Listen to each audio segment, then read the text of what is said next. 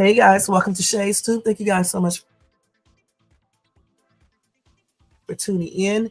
Last night I was super busy. I had to get into super late, so I didn't feel like going live. So I'm back this afternoon. Well, actually, it's morning time here for this live. It is 11:19 out here on the West Coast. Happy and blessed Tuesday to everybody. I hope you had a great weekend, a great Monday, and welcome back. All right. So today, guys, we're going to be talking about Young Scooter, his mysterious demise. We're going to talk about Trapboy Freddie. He stated that he is not on the run. Kanye West says he knows a lot of dirt about his ex-wife, and whatever else news that we can get in here in this hour. And I do have some information on Marvin Sapp. And there was another rapper. I got to get the article because I forgot. I know they found who unalived them and wounded the other one. So I'm going to give you guys that news as well. Okay, so go get you something to eat, drink, and relax and see. If you are at work, continue to do your job. Watch me on the download, like I always say. And let's get ready to check out Shay's Tube. But before we do this live, let me ask you guys to thumbs up this video if you enjoyed this content. Also, if you are not subscribed to the channel, please subscribe below. StreamYard is kind of going slow down. I don't know what's wrong with it. Let's see. Yeah, okay, there it is. So if you're not subscribed to the channel, please subscribe below and hit that bell notifications so you can be notified of any upcoming videos. Make sure you share and leave a comment. Let's see if that can come back up on the screen. As much as a StreamYard charges, you guys, I'm telling you, it should always work good, you know? Anyway, let me go ahead and do the copyright disclaimer under Section 107 of the Copyright Act of 1976.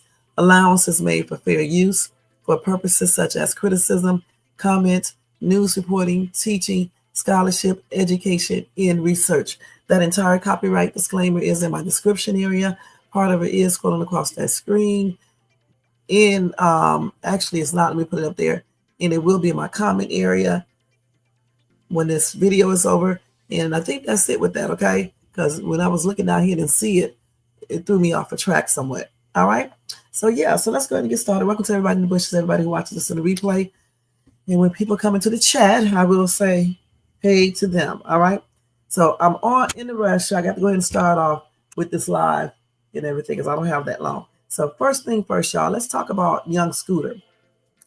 And let me just give you the rundown on what happened to him. And then we'll just discuss that a little bit. All right. So let me let y'all probably hear this video. Then I also will let y'all hear the 911 call. All right. So let me let y'all hear this first. We're going to just keep that music. I can't trust StreamYard. Now, what it's doing today. But when they got here, they didn't find any evidence of a shooting. So the situation that we're hearing about, we're hearing that a 39-year-old man, Kenneth Bailey, is dead. That's according to the medical examiner. And a loved one on the scene is the one who confirmed that was rapper Young Scooter. Police say they were called by someone saying they heard shots and then saw a woman being pulled into a home. Well, when police arrived, they say they didn't find a woman, but they did have a man open the door to that home and then close it in the officer's face. A lieutenant tells us two men then ran out the back door. The officers say that one of the men returned to the house, but the other one, Young Scooter, jumped two fences, and that's when he was fatally hurt. Just to be very clear, the injury that was sustained was not via the officers on scene. It was when the male was fleeing. There was no indication of anyone being shot. This appears that there was, when he fell, some type of fracture injury to the leg. The rapper was taken to Grady, and that is where he was pronounced dead. And as you can see, the police are still out here. The crime scene unit is here on the scene looking into what exactly led up to these events and how exactly the rapper died. We're now reporting live in the Lakewood neighborhood. I'm Madeline Montgomery, Atlanta News First. Okay. Scooter is dead following a bizarre encounter with police in Atlanta. It definitely was bizarre, okay? I wish he wouldn't have ran, okay? But it is what it is. Okay, let's see. Let's read a couple of these comments first before we go into this story. Somebody said, right, you don't pass on from a leg fracture. Sure hopes officers didn't do anything to cause that, then go together to falsify their report to cover their negligence. Pray that that is not the case, but the honor and code of silence among officers has to be abolished. It is just as bad as no snitching in the streets. Double standards, in my opinion, for one to be okay to honor and the other is not. Somebody said he could have injured a main vein. When it's your time to go, it's your time to go. Stop trying to blame everything on the police, okay? Rebecca said the key word to me is strange. You don't have to smell shit to know it stinks. Something is definitely wrong with the picture, with this picture. Don't fall for anything. People stand for something like the truth. My sincere condolences to the family of young Scooter. Okay. The thing about it is that you can pass on from jumping a fence. That's the first thing. Let's just look this up like always and see if that's possible. Okay. Because I already know it is. But anyway, let's see here. Okay.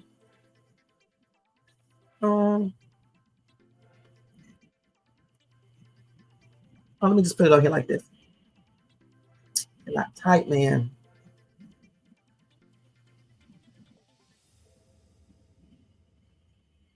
You'll be shocked how many ways you can go. simple ways. Okay. Why do they always do this? Okay. So if he hit like a major vein or something, hold on, let me look over here and see. I don't want to see the story again. Hold on. I think it's got the same story. Let me type this another way, you guys. Hold on for a minute.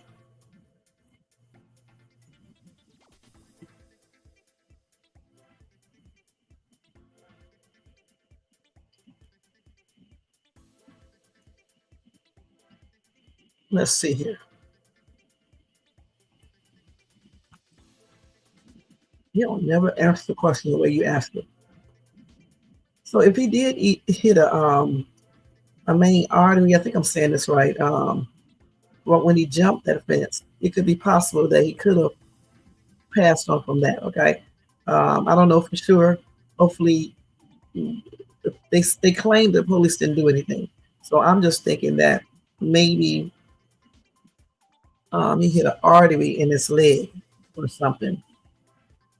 Hold on.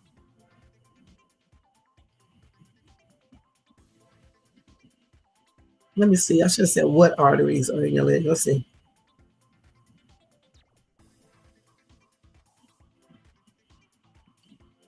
Google always, when you put that DIE word in Google, they start hooking you up with the S word, all types of stuff. It's like they cannot, they just be going overboard. You know, you just want to get information on somebody, pass it on.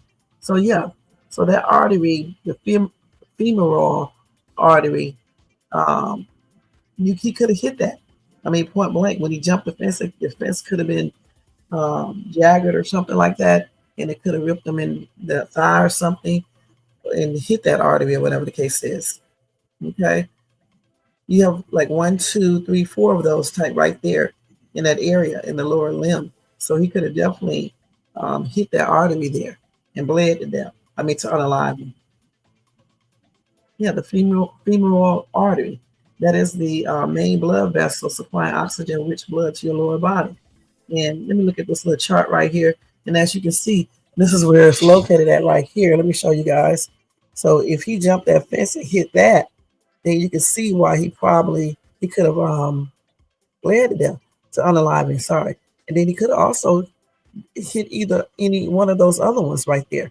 You see it? The common femoral artery, the deep femoral artery, superficial femoral artery, all of that. Now, when they found him, I don't know, like I said, I don't want to be saying stuff, you know what I'm saying? But that artery bleeds pretty quickly. Now, I guess it just depends on if you can do something to stop it. You know, I don't know. You probably have to do a tourniquet or something. What do you call it? A tourniquet or something like that. You probably have to do that to stop that from bleeding. And if nobody found him in time, or if they did not help him, then that could be the reason why he led to unaliving. But again, let me stress, they did say the police did not do anything to him to cause his unaliving. Okay, let me see, can you stop that artery from bleeding? Hold on. That's true. Let's see, you can't stop it. Let's see here. Like I said, a significant amount of pressure to stop it from bleeding. Yeah, so you have to do something, a lot of pressure. Let's see. Okay, so basically pressing down firmly. You won't even do a tourniquet on it or anything, but you would press down firmly on the artery between the bleeding site and the heart. And then they say if there is severe bleeding, also apply firm pressure directly to the bleeding site. So, I mean, I don't know if they found him in time enough and they was able to do that, or if they didn't do anything. I don't know. That's the part that they're probably investigating, if he had that type of bleed. Okay, who's to say he did not have a heart attack or something while he was running and jumping the fence? Because he's younger don't mean that can happen. So once they get the autopsy completed, I guess, after they finish their full investigation, I guess we will have a clear picture. You know what I'm saying? Let's see, a tourniquet. So they said applying a tourniquet to stop the bleeding at that axillary and proximal femoral arteries is difficult. So applying that direct pressure and stuff is what could possibly, help. And elevation, and direct pressure on the wound. So I don't know if they try to do all of that, it couldn't just stop it, or if they found him and it was too late, because I bet you bleed out pretty quickly when you have that type of thing, if that is what happened. Because again, they didn't say that he was bleeding or anything. I don't know. He could have had a heart attack, like I said before, and an autopsy will reveal that. So it could be many things when you're running, jumping a fence. You know what I'm saying? Just because somebody's younger, appear to be in good health, it doesn't mean that they are. So let me see what else they got here on this here. Let's see. I know.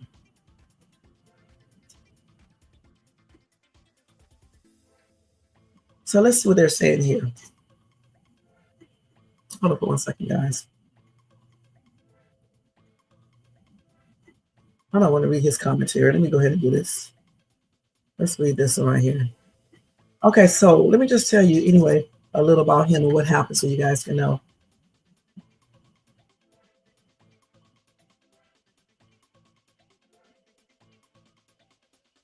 So of course we know that he was signed to Future and Waka Flame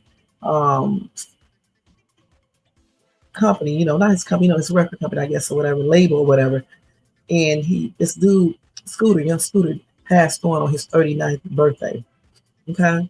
They said after injuring his leg while running from police and jumping the fence. So I'm thinking when he injured his leg, he must have hit his femoral artery and bled out. I'm just guessing. He had to, something like that, because I don't see, what other injury that could cause that quick. All they need to find out if that is the truth, and if he could have been, if his unaliving could have been prevented, and if first aid was rendered, and if they apply direct pressure and all that type of stuff. That's what they need to, be investigating. All right. Okay, his name is Kenneth Edward Bailey. He was confirmed by Atlanta Fulton County Medical Examiner Office as passed on. Okay. So anyway, Atlanta police said they responded to initial reports of shots being fired at a home on William NYE, I don't know what that stands for, Drive, Southeast, and that a woman was being dragged back inside. Okay.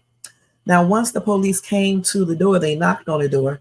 A male opened the door, and then he shut it immediately on the officers.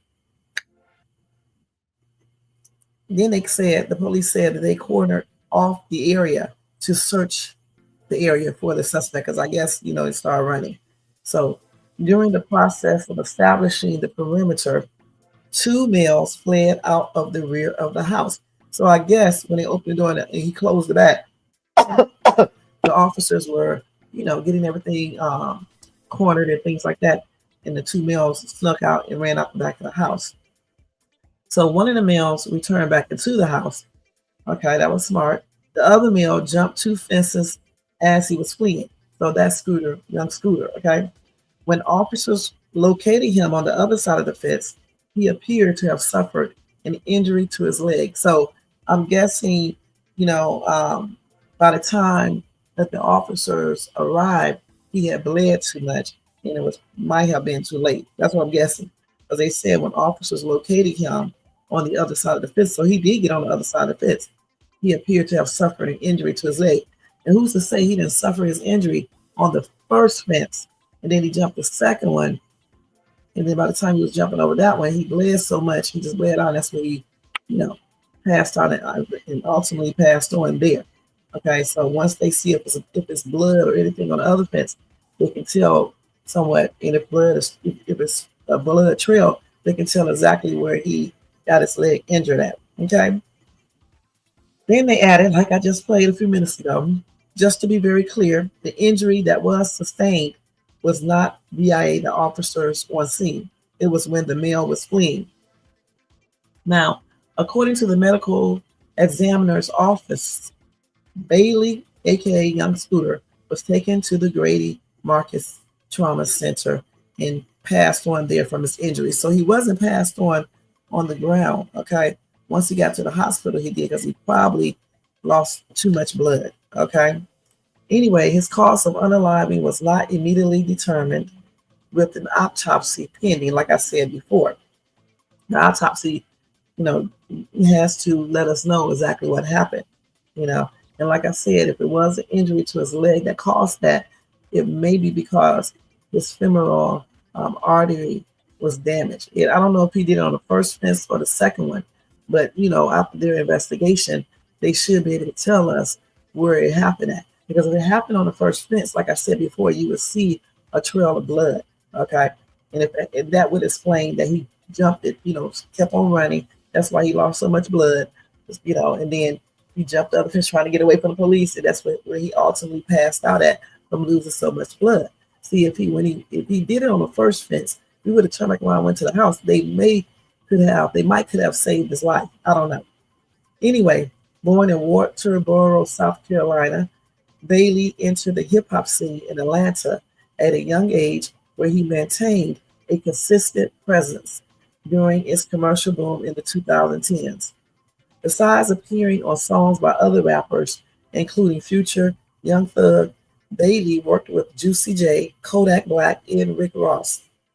Now, speaking to Complex in 2013 about his creative process, Bailey said, "I don't really care what I say on a beat as long as it's about some money."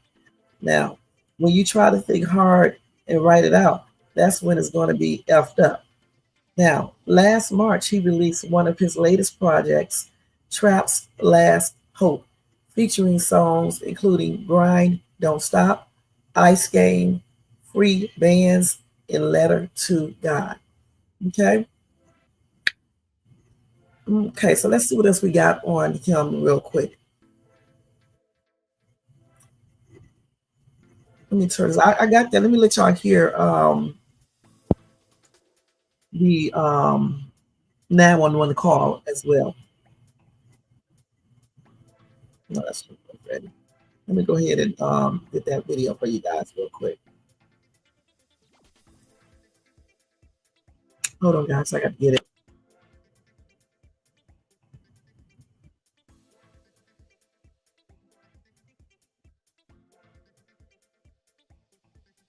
I think this is the right. This is the call right here, guys. I'm gonna let y'all hear it, okay? This is the call that was made about the fight. There was literally a shooting. The house, literally the neighbors next door, the house of the address that I just gave you, the 273.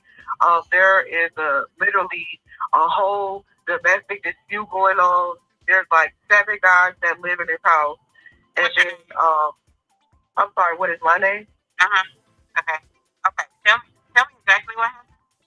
Okay, so I'm the neighborhood watch, and basically like I said, these guys they're like selling drugs in and out of the house. All you see is guys coming in and out of the house with guns and stuff. They hold their guns in the air, and then it's like, I'm not sure if they're pimping, but it's like the situation that's going on right now. This girl doesn't have on any clothes. They threw her outside. He was fighting the girl. He literally fought the girl. I'm not sure what they were fighting over. If they were fighting over drugs, that's what it sounded like. It sounded like they were fighting over drugs. And then they started shooting. What? She had someone come over there, and they started shooting. But the house needs to be investigated. They're definitely doing illegal stuff over there, and it's disturbing the area. Fire.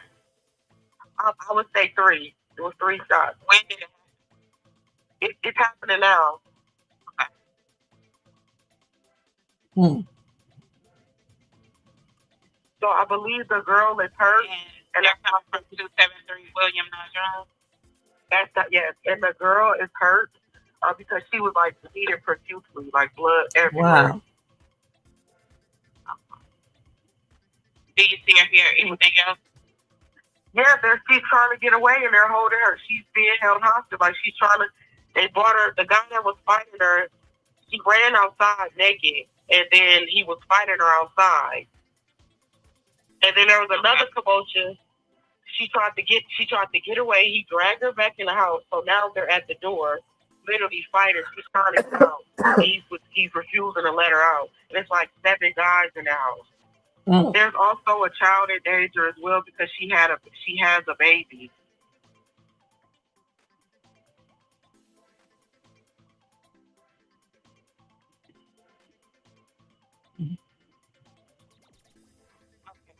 Female is naked.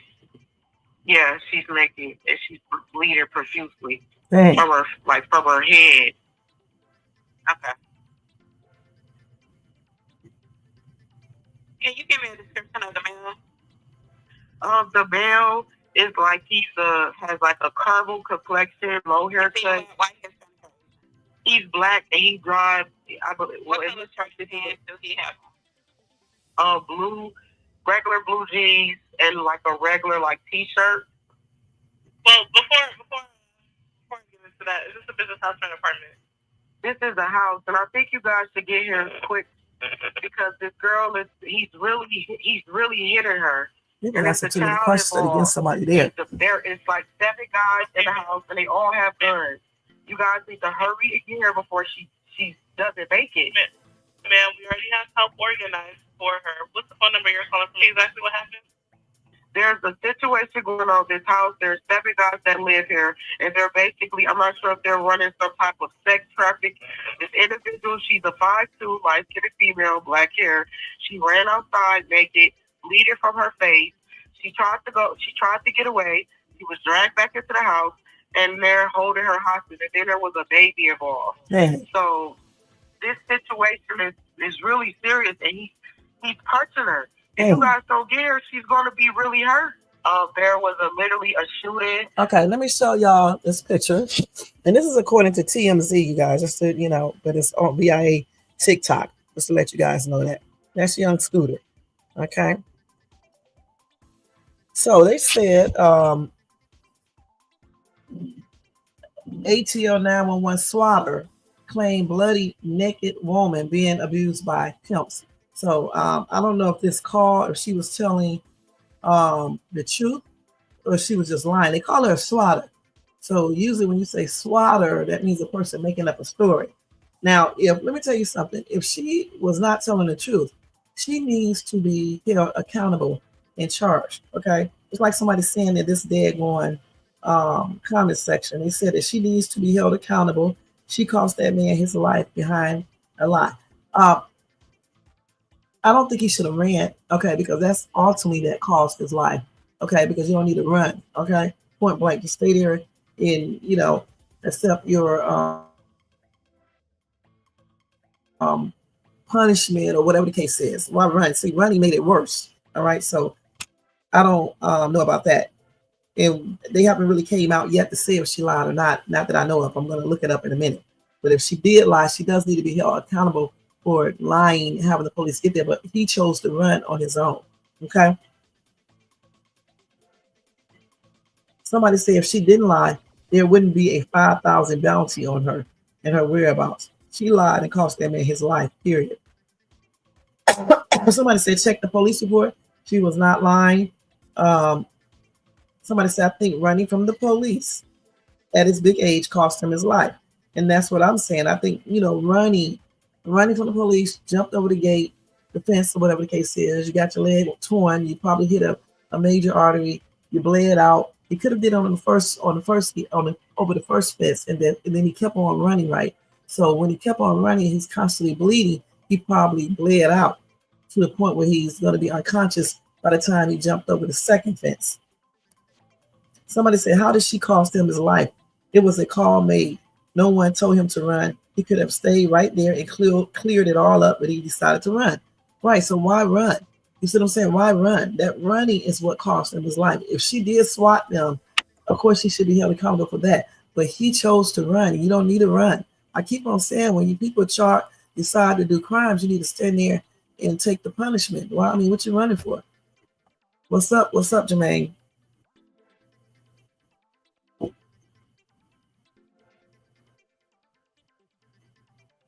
Somebody said, we seen the police unalive, unarmed, innocent people who were trying to clear it up. The police were literally sicked on them like dogs and told them they were a violent threat. He ran for his life. I don't know about that. They said they just knocked on the door. All right, we need to see the video cam from them, okay? They said they just knocked on the door, okay? And they said they cornered the area and all that, because remember, she's calling up talking about they beating this lady to basically to unalive point, and then they got GUNs. What do you the guys expect for the police to do? Come on now, okay? They ran out the back door. One of the guys came back. Young Scoot kept on running. All right, so again, the other guy came back. Why didn't he come back? When you do stuff and you already got some stuff going out, it's a slight possibility that you may get caught. So therefore, if you get caught, you have to stand there and accept what you, what's going to happen afterwards. All right, period. Okay, let me see what else we got here. Somebody says she made him look like a threat. Kind of listen to what she's saying about him. The police got to take this serious, right? I mean, if you call the police and you tell people got GUNs or 7 guys, what do you think? What do you think? Let's see what Kimora, what's the name is saying. So this is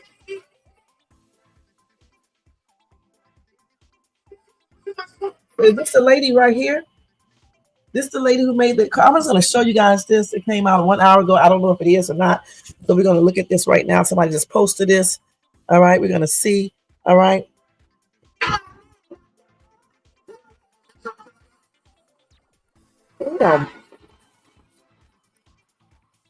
Oh, she's fighting back. That dude put like that.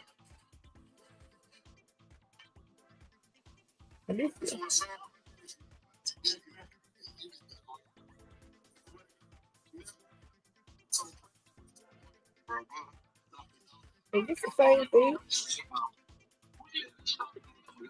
Let me rewind this back.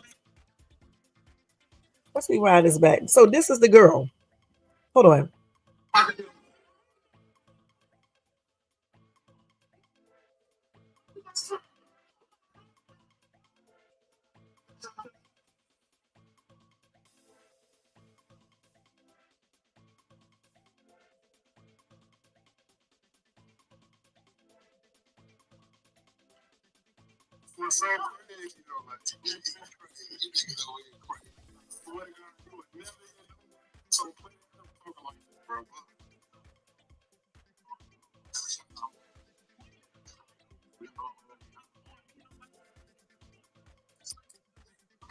That's her. It sound like her.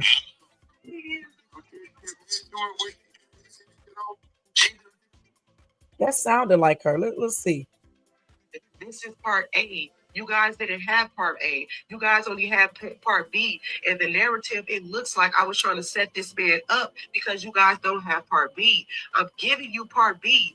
I'm giving you what led up to the call.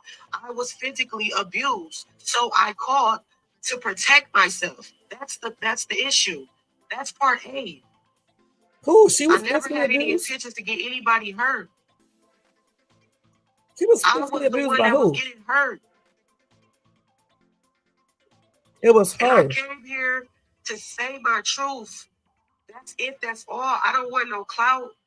I don't want anything. All these troll pages, y'all don't know me. None of y'all know me at all. At the end of the day, I'm a woman. And I was physically abused multiple times. So, hold on. No, let's look at this again.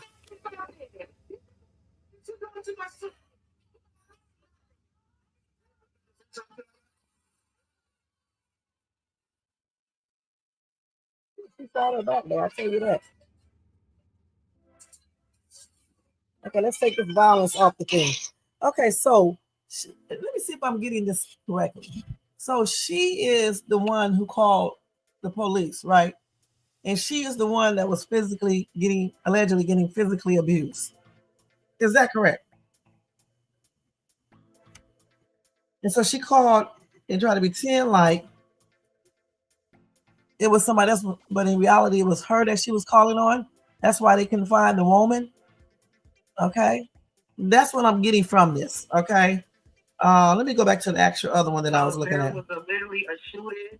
The house of literally. That is her. That's her. That's the same girl. That's the same voice. Listen. Next door, the house of the address that I just gave you, the 273. There is a literally. Yeah, that's the same girl. Let me go back to that. That's her. Let's see. Here she is again. That's her.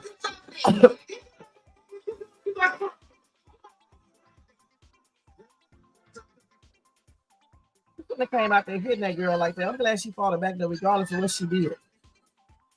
And she got that same green coat, Jermaine, that I took a picture in at the store at Marshall's.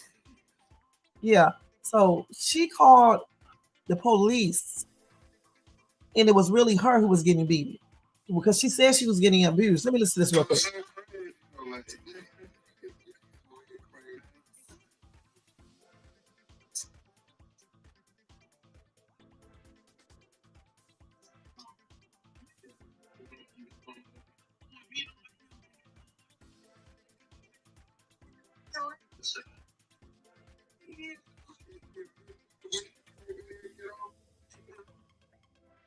Oh, wait a minute.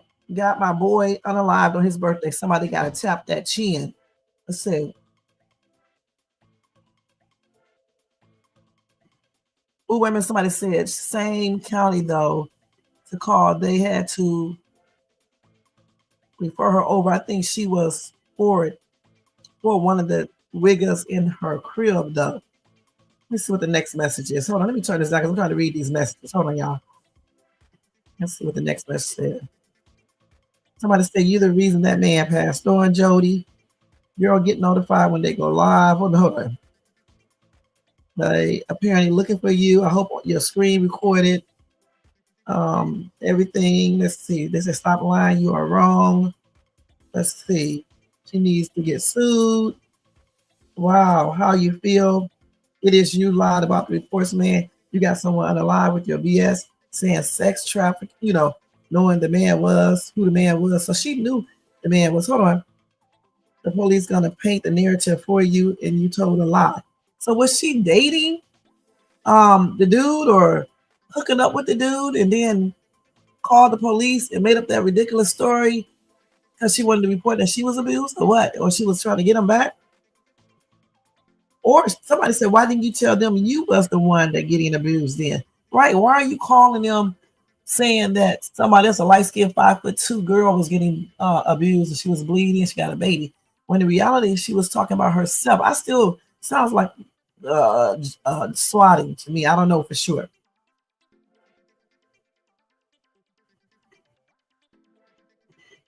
Somebody said, if I would not have cracked you, I know Scooter would not for sure. I'm be breezy. How did you get away? Too late, turn yourself in. No, you wasn't gang. You wasn't even in the same crib as them. Nobody got hurt. Somebody passed on. You said you was neighborhood watch, but you wasn't even there. They had to transfer you to that county. So she did a SWAT apparently, or either she's saying that he abused her before and she did this to get him back and contributed to this man losing his life. Damn, that's crazy, y'all. They said, can we see you? Oh, get on Clubhouse. I thought you was with somebody. That is crazy. So that's her. Hold on. This is her right here, allegedly. Okay. I hope she wasn't making this up, but it sounds suspicious. She wasn't even in the same county. They said they allegedly they had to transfer her over to the right county. So she wasn't even there, but she claimed that he abused her. So she did know these dudes. And that's why she knew all the stuff that was going on in that house, if that was going on in that house. And she might have called the police just to get him back for hitting her or whatever he could have possibly done, allegedly. Okay, and made up all the other ridiculous stuff. And then telling them that they got GUNs and all that, had those police come over there like that. But if she did lie, she's going to be in trouble. I'm going to tell you guys right on. You'll see. Just watch. You can't do that. You cannot do that. And thank you to this lady who just updated this. Because she just put it up there. Okay. Let's see here. Damn, that's crazy. That's what other people are saying here. And a lot of people say, yeah, she didn't cause him to jump the fence. She didn't make him jump the fence. He shouldn't have jumped nothing. He shouldn't have ran. He should have came back just like the other dude came back. Especially knowing that some of the stuff is not true. I mean, I don't know if they were engaging in drug, that type of activity or anything else. But the thing is, look where he's at now. Somebody said a week later, she did not know 1 million listeners on TikTok would hear this and thought calls were secret. I don't know why she would think that. Everybody knows that when you make a 911 call, they play it on the news and everything else. That's stupid. You know what I'm saying? That's why I said people don't be thinking about stuff before they do it. Somebody said too detailed. She's still lying. Let's see. Somebody said no girl was on the scene. Well, how was she on the scene? And then they said they transferred her from another county to the county that she was making a report on. How was she on the scene? Somebody said, why do the phone operator always sound like they don't care? They sure do. I guess they have to remain calm. They definitely sound like they don't care. She said she lived in the same neighborhood, though. That's crazy. Somebody said he's wrong for running, for her clearly lying isn't okay. She needs to be held accountable, and I agree. Somebody says swatting has gone too far. Do people not realize that calls can be traced? This woman needs to be held accountable. If she's swatting him and contributing to his unalignment, she certainly needs to be held accountable. But at the same time, who told him to run and jump a fence? All right, I keep on telling you guys, you have to hold people accountable completely. Who told him to run and jump fences? And then if he cut his leg on the first fence, he should have stopped and turned back around and ran back to the house. Goodness. Or at least stopped and put pressure to his own damn thigh. You know what I'm saying? And stop the bleeding until the police found him. You know? Somebody said that and repeatedly using the word literally. I mean, literally. Who cares about her reusing that word 1,000 times? Somebody said, damn, she lied and he ran for no reason. The whole situation is bad. Yeah, it just plainly ridiculous. Somebody said, what happened? None of them wanted her. Let's see what people said. And the cops did not find a girl at the home either. No chick, so we know that was a lie. No chick at all. And they said they was looking for this chick right here. Okay. Somebody said it sounds like a setup to get him arrested that went wrong. Usually it's the ones that you least suspect that set it up. It had to be somebody he knew because they had his address. Yeah, it was her, allegedly. Okay. Somebody said, first off, she called DeKalb County and she said she lived next door. But the incident took place in Fulton County. He literally lost his life because of a damn prank call. Right. That's crazy. And they said if it wasn't for her, he would still be here too. No, he still should have ran, you guys. He should have ran. Simple as that. I know, you get the police knock at your door. They got unions probably raised, but still, just open the door and just stand there to see what's going on. They could have cleared it all up. You know what I'm saying? Especially if it's a prank call. He lost his whole life over this foolishness. And she probably, I don't know if she's lying or not. And the post says swallow call, like I said, so that means that it was a prank, but we don't know for sure because they didn't say that on the news yet, at least not that I know of. Somebody said there are all types of bitter, these are the type of games bitter ex-girlfriends and baby mamas play. Also boyfriends too, not just girlfriends. Boyfriends play these games too, it's both. You know what I'm saying? They be playing all types of shit, talking about you all the time on their YouTube channel. You know what I'm saying? Saying stuff that's not true. Spying on your channel, telling people you should not. Why are you talking about somebody when it's not none of their business who you talk about? You know what I'm saying? It's just plainly crazy. I don't know why people do these type of things. Somebody said this is so intense. Can't believe was involved in something this dangerous. Praying for the girl and the baby. There is no girl and no baby. What are you talking about? Okay, there's no girl or no baby. So Atlanta Police Department has a $5,000 reward for the identity of the caller. It sounds like that girl. I don't know if that's her. But it sounds like her. They said they didn't see nothing. And so they said young Scooter and another man ran off when they saw the cops pull up. And apparently he got hurt jumping the fence. And they keep on saying she's the reason why young Scooter passed. She's just a contributing factor in why he passed. But ultimately, he should have never ran, you guys. Simple as that. Somebody said, but he bled a lot, but the cops went immediately. They found no woman of blood. No, they didn't go immediately like that because they didn't know he had ran yet. Okay, I guess when they went through the house, y'all got to use, brain skills or whatever. When they start searching in the house or they went around the house, that's when they noticed that he was gone. So by the time the cops found him, because, the other guy came back, so they probably was, talking to him, and then they probably ran and looked for the other guy. By the time they got there, he was already over the other fence, bleeding a lot, and they, probably called, 911, probably trying to stop the bleeding as much as possible, but it was probably too late by that time. It don't take that long to bleed out with if you damage that artery right there, that main artery. Okay, that's nothing. Somebody say if shots were fired, why was her call the only call? Why no one else in the neighborhood called? That's common sense. Somebody said they stayed down the street, they didn't hear any shots.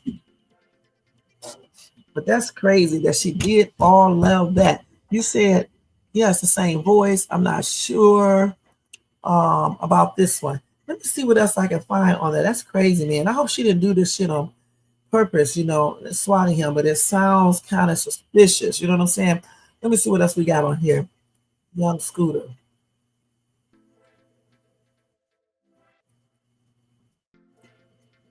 See if they got the actual video. Okay, I bet you they don't. Yeah, let's see. I don't know if he was set up. Some people say he was set up. I think the girl may have just did a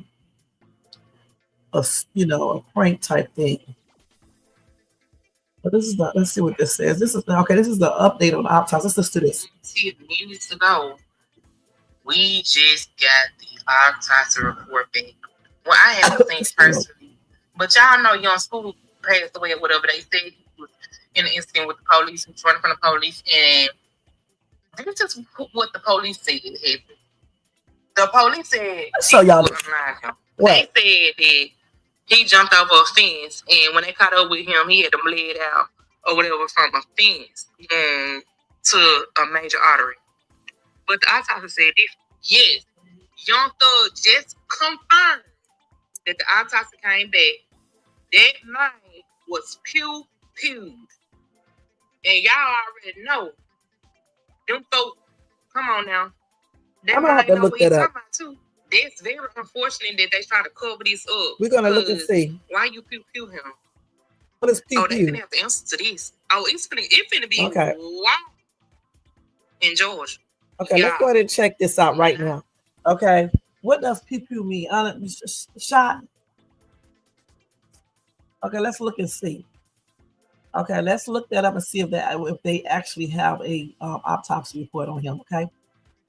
I forgot his actual name. Let's use this what's the name? As you know, people be coming up with stuff. Let's see. Okay, let's look at all this stuff right here. This was 16 hours ago. How is she hold on. Okay, let's look at this. Okay, hold on.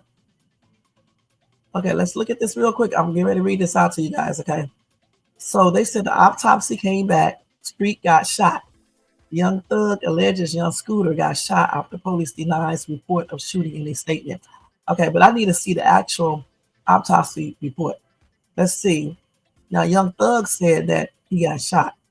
He said autopsy came back, Street got shot, suggesting that Young Scooter could have been fatally shot, despite what the police officially stated, that there was no G-fire during the incident. Okay, let's see. I still don't see an official, what's the name yet. So they said by the Georgia Bureau of Investigation, an autopsy has been performed. Let's see. They said to be very clear, that's by the lieutenant. He said the injury was not caused by the officers on the scene. It happened when the individual was fleeing. Okay, I hope they're not lying. Let's see.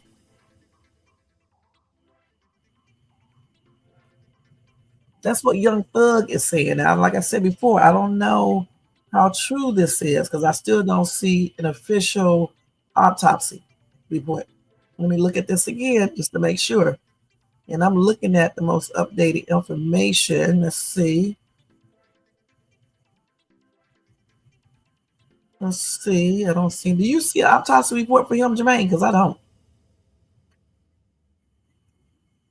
See, 17 hours ago, the medical examiner's office still stated that Young Scooter's costs in manner of unaliving are under investigation, and the autopsy is being done. Okay, so I still don't see anything. Let's see here.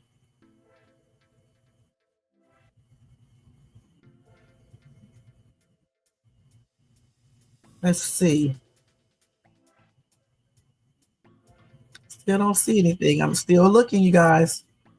I don't see anything that says that. I don't know where Young Thug got the information from, but until I see an official autopsy report, I can't say that. Now, this orthopedic doctor weighs in on how Young Scooter passed on. Okay, let's see what he says since he is a doctor, okay?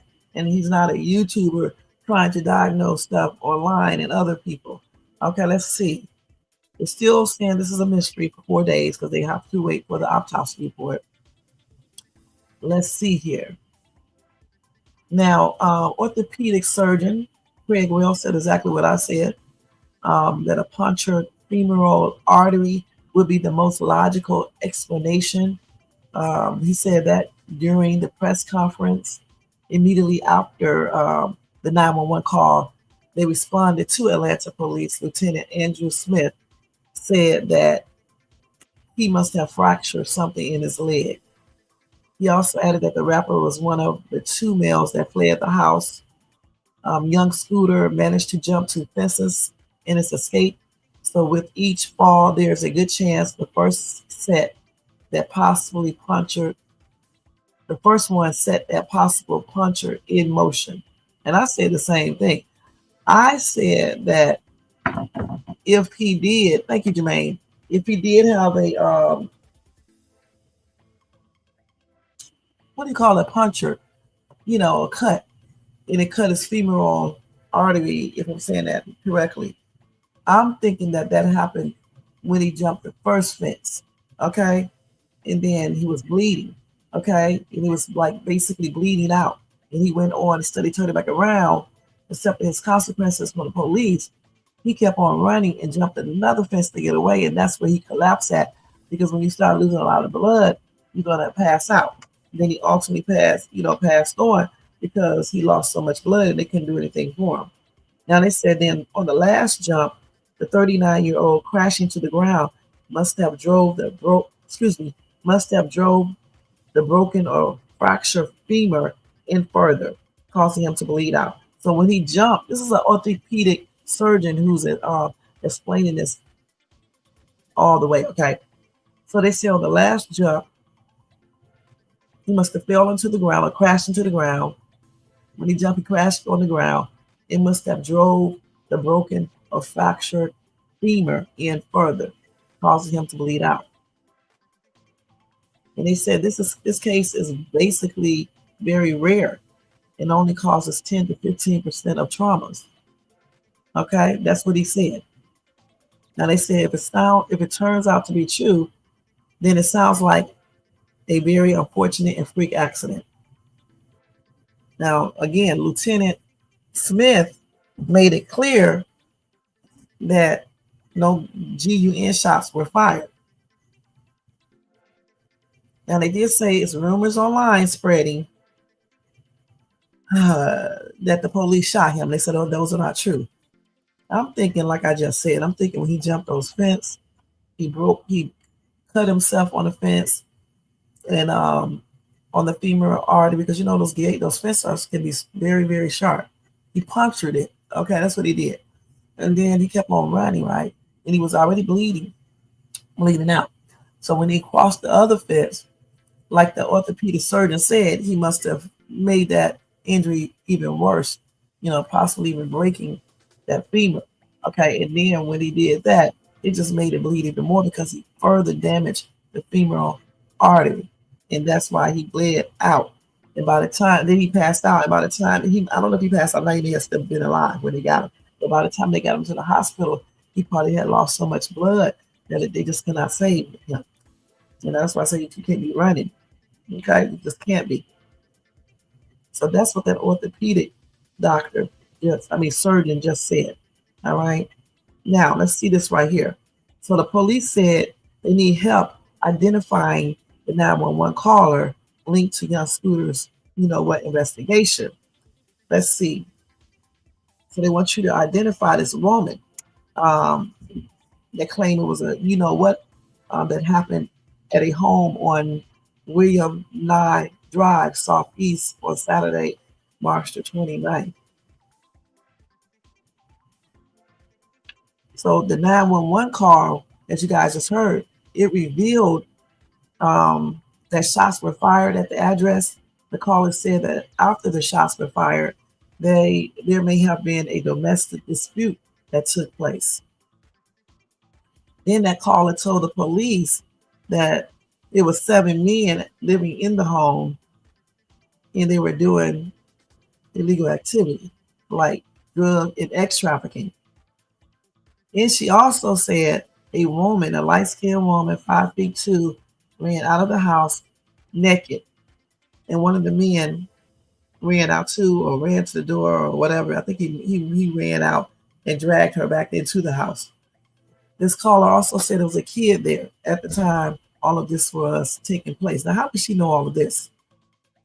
Then they asked, the woman said, after the 911 operator asked her about the woman's condition, the caller said the woman was being beaten and she was bloody. And she could not tell if the woman was unconscious or not. Anyway, like I said before, police did not find this woman. All right.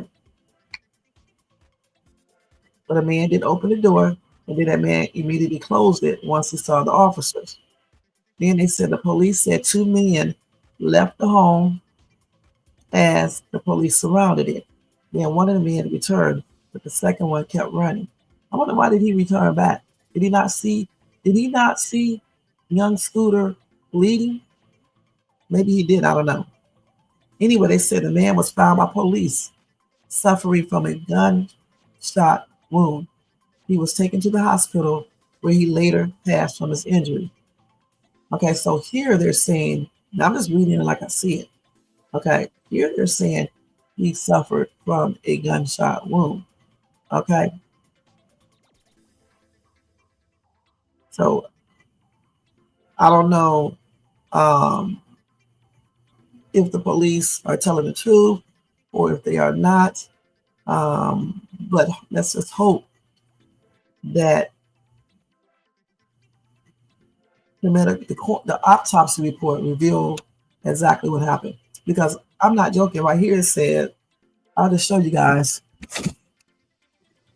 So y'all won't think I'm making this up. I'm going to show you. Right here it said, that's what it says there. So how would you make a mistake, right? And say a GUN shot wound now, and then it changes to an injured leg, possible fracture, but an injured leg that may have caused this. Well, it's just mysterious. But then the lieutenant says that no police officer shot their GUN. So what is really going on here? And then they wonder why the internet has rumors. Okay.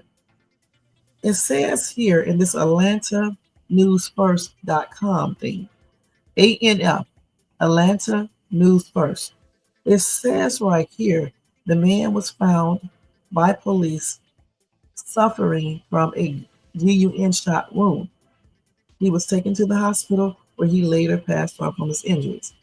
So if he was running, let's just go with the scenario. If he was running, the police ran up to him and started shooting. He got injured, a leg bled out. Or when he was running out of the back door, after he got out of the door, the other police saw him, started running and shooting behind him. I don't know. And then lying. I don't know if they are or not.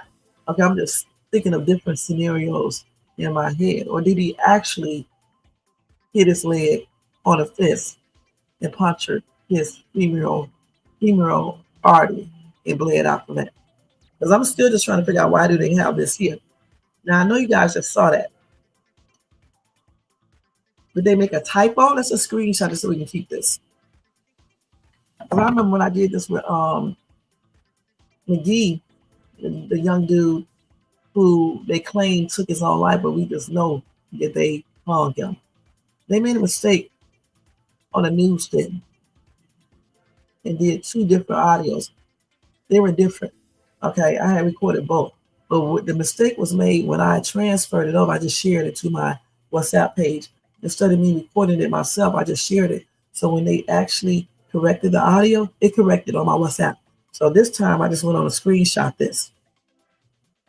Right, why are we running from the police, period? Not just on your birthday, but why are you running from the police? And welcome to the chat. Why are we running for the police at all, like I said before? Because honestly, excuse me, if he just wouldn't have ran, he still would be alive. I don't understand why when people are engaging in any type of legal stuff, for me, if you are brave enough to engage in illegal stuff, when you get caught, you have that same energy. Now, one thing I can say about a person in particular, they were engaging in illegal activities. When they got caught, they just got caught. Okay, I can give that to this person. When they got caught, they got caught. They didn't run or anything. They took it like a damn man. So if you're gonna do stuff, just don't run, because sometimes you look at this. What happened right here? Basically he lost his life over nothing. And if this girl did do a SWAT, because they're looking for her, of course she's gonna have some type of charges. I don't know what they're gonna be. Yeah, they definitely tamper with this case right here. We know that already. All right, and it wasn't no mistake. They did it on purpose. But let me go back to this again. Why did the Atlanta newspaper put in here the man was found by police suffering from a GUN shot wound? Why is that there if that's not true? Did they make a typo or what? Because this is what they thought. This, you guys, this is not coming from no daggone YouTubers, okay? No TikTok page, no nothing. I told you I do get TikTok information, okay? But majority of the time I get it from the news source. See this right here? It says right there, the man was found by police suffering from a GUN shot wound. He was taken to the hospital where he later passed on from his injuries. And that man is Kenneth Bailey, 39 years old, also known as Young Scooter. That's him. Okay, so why put that there unless they just initially assume that it was a GUN wound? Okay, unless they just assume that without basically checking it. All right, that's crazy. I mean, like I said before, that's kind of weird. Anyway, they are offering $5,000 reward for anyone who could provide an anonymous tip about the case. Now, okay, so if he did have a bunch of people at his house, you mean to tell me nobody there heard anything? If the police did, listen, if the police did shoot, I'm sure someone would hear that. So listen, people that live in a neighborhood, if you heard anything, you need to call. You can go get a burner phone. Okay, you can go get a burner phone, change your voice really well, and you can call and make that tip. That's why people get away with stuff because y'all asses don't say nothing. You're too worried about snitching when you should be telling what's up so we can know. Because in this Atlanta newspaper, it's saying that he was shot. But the police said that's not true. So which one is it? Atlanta News First Staff. Atlanta News First Staff. And this was updated 2 hours ago. April the 1st. Look, just so y'all can know I'm not lying. This is the source, okay? See the time? This is the same article. Look at this.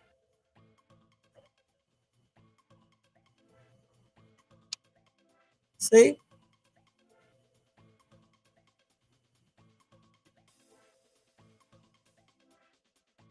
I still want to know why they have this put over here if it was not a GUN shot wound. Okay, I just want to know that they're saying that he hit his leg. Okay, let's see what else we got here. So they're looking at that damn autopsy, and I don't see anything on the autopsy. So Young Thug, he may just be saying that because that's what he thinks, and that also because he saw that in the news. All right. And when I initially heard the report, I'm gonna be perfectly honest with you guys, I thought maybe he got shot too. But still, I'm not going to erase the fact that we need to stop running. I have said that so many times when I have done lives that it's almost like crazy. I mean, if you're going to do something, just be that person to stand there and take whatever comes with it. Unless they just start immediately shooting, then you don't have no choice but, to do whatever you got to do. But if they're not doing all that and just, being aggressive, knocking on the door, because remember who called and said that these people had GUNs. They beat the hell out of this woman. She was bleeding. She was naked. This person said they think that they are ex-trafficking and pimping out women and selling drugs. Remember, she said all that. So the police is not going to come here like this. It's the police. They're not going to do that. Get a damn well they're going to be like this. It's the police. Open up. They're going to do that. Okay. And so, like I said, if she was lying, okay, then she definitely needs to have charges filed on her. Maybe not murder, but I said she contributed to this because if she would have never did the phone call, this dude would have never been running.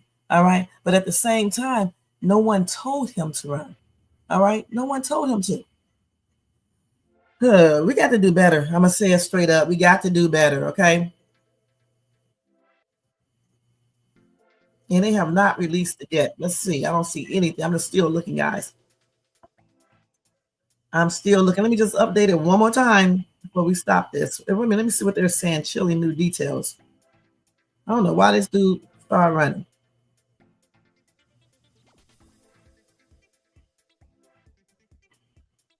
Let's see. Now, let me tell y'all something. A new update, the police saying the phone call was a complete fabrication, okay? That she was swatted. And that means someone falsely reports the crime to police in hopes of getting them to respond in ways that are embarrassing at best to the victims and potentially DEADLY at worst. And they don't know if the SWAT team was there or the regular police. So they did confirm it right here that it was a false call, that she was swatting. Let me show y'all that right there so y'all can read it. A complete fabrication, which is a lie. If that's that girl we saw in that video, and that other girl beat her butt, she deserved that. I mean, even though she fought back a little bit, she deserved that. That's why that girl did that. If this is all true, and she better watch her back, because they already, if that's that girl in that video that I just put up here, I'm pretty sure she probably should be in hiding, to be perfectly honest. They probably gonna have her in custody soon. No, ain't no rappers being sacrificed. If this lady, if this girl, they said it was a false call, okay? She's the one who should be held accountable if she swatted. All right. Now, granted, he shouldn't have been running. All right, but he would have never been running if she would have did this swatting. Okay. Still, he should have ran. Okay, I'm gonna still put that in there. But still, if she would have done this, he wouldn't have ran. And why did she do it? She said, I thought I heard somebody in that comment section say, or she said, I can't remember, that she was beaten by him. But if this is true, she should have called the police when he did it, or after she got home. Why do it this way? That's stupid. And then she's telling information that she clearly must have seen, with the DRUGS. Probably wasn't no X trafficking, but you never know. But I'm just saying, probably with the DRUGS, she may have seen some type of activity there. So that's why she included that. But if you include that, they're going to come with their GUNS's blazing. So again, I don't know. It depends on when they check her out, what she knew. Right, messy. It depends on what she knew. So let me say this again. If they were doing something illegal and she knew that because she was linking up with this dude and got mad for whatever reason, or he was hitting her and she got mad trying to get him back, or he broke up with her and she tried to get him back, or whatever the case is. I don't know which one it could be. So say she swatted, made this false call, right? And said all this stuff. If she knew that they were doing anything like that, and she told the police this, she knew they were going to come out there with GUNs blazing. She knew that there was a possibility that somebody may get injured or hurt or alive, which is injured. And also, if she knows him, oh God, I got my phone in this hard ass floor. She would know that he would probably run. Okay, let's keep it real. I bet you nobody ever thought about that. She would know that he would possibly run, thus resulting in him getting injured, maybe even unalive. So whatever he did to her, if he did anything, she was just that teed off. She didn't do no police welfare check when you come and see if a person is okay. She called the police and swatted. Those are two different things.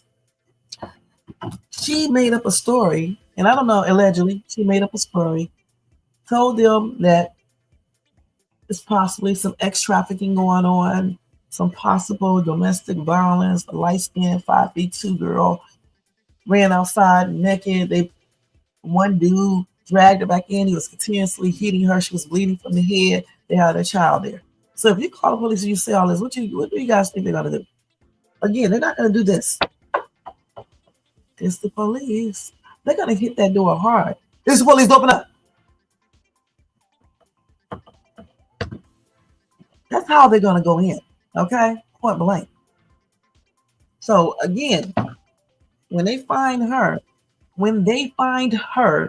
it's going to be very interesting to see what charges she will get.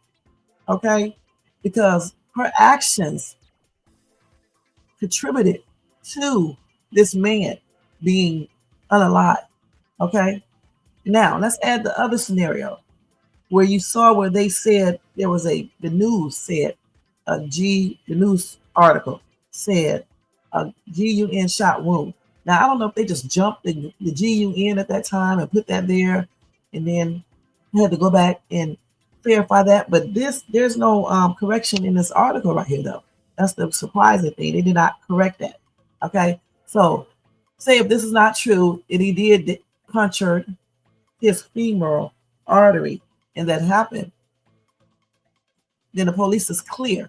But if the police did shoot and hit his femoral artery, then that's going to be a trip.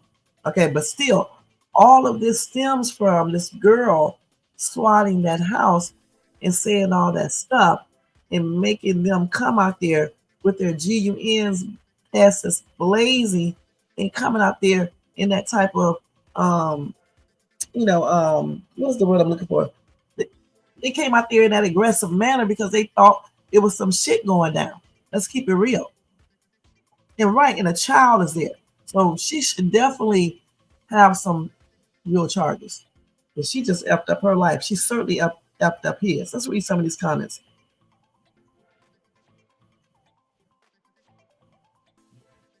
Let's see.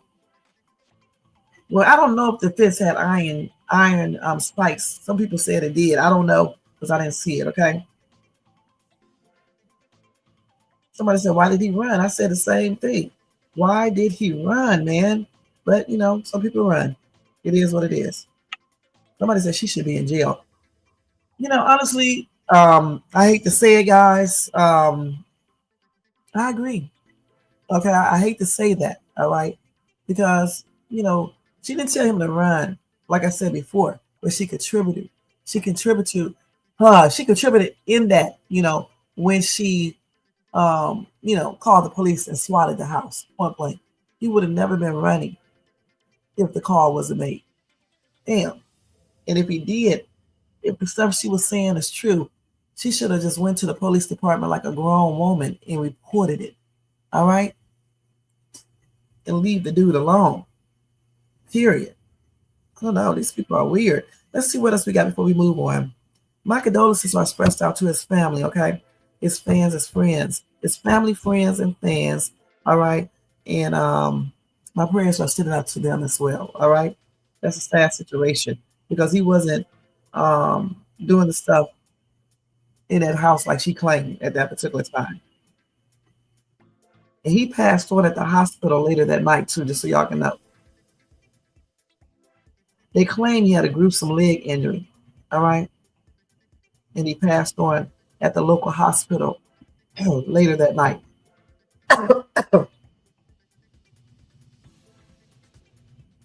Right. But again, none of this would have happened if she would have never called and did no daggone swatting. Let's see what they're talking about here. They say new questions about why police confronted rapper Young Scooter. Let's see.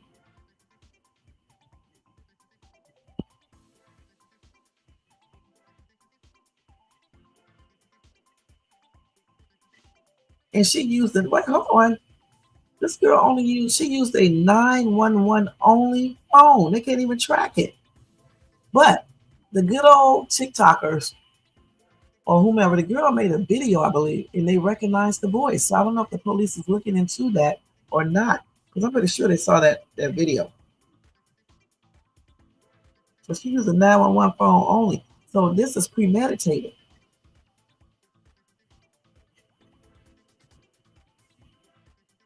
So they did say police did render aid, and he was transported to Grady Hospital where he was pronounced deceased. Okay? So he got an injury. That's what they claim here. So what we know so far is that the police have not said if they ever located the purported victim. And they said the Fulton County Medical Examiner will determine the cost of unalignment. Now, what we know so far is that Dr. Cecile Bennett of Noonan Family Medicine said leg injuries can quickly become fatal if they impact major arteries, which we all know this already. One can bleed out in seconds. You hear that? From a laceration to a femoral artery, like I just told you guys already.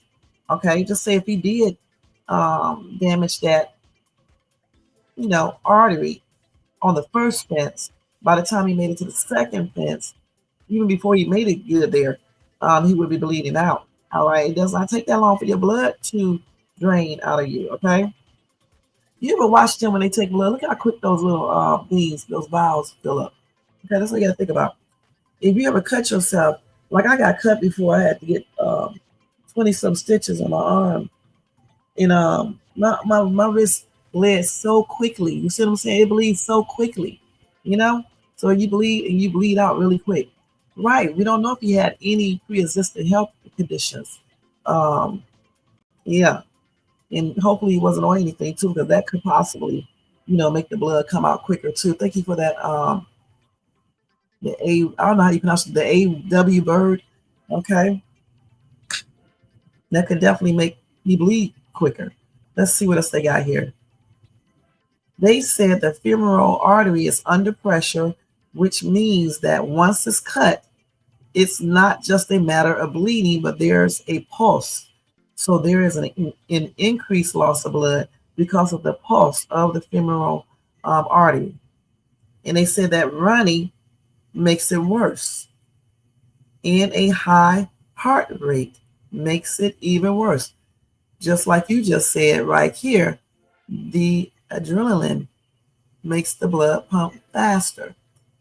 The adrenaline that he had from running from the police. Okay. So anyway, they are the medical examiner will determine the official cause of unaliving.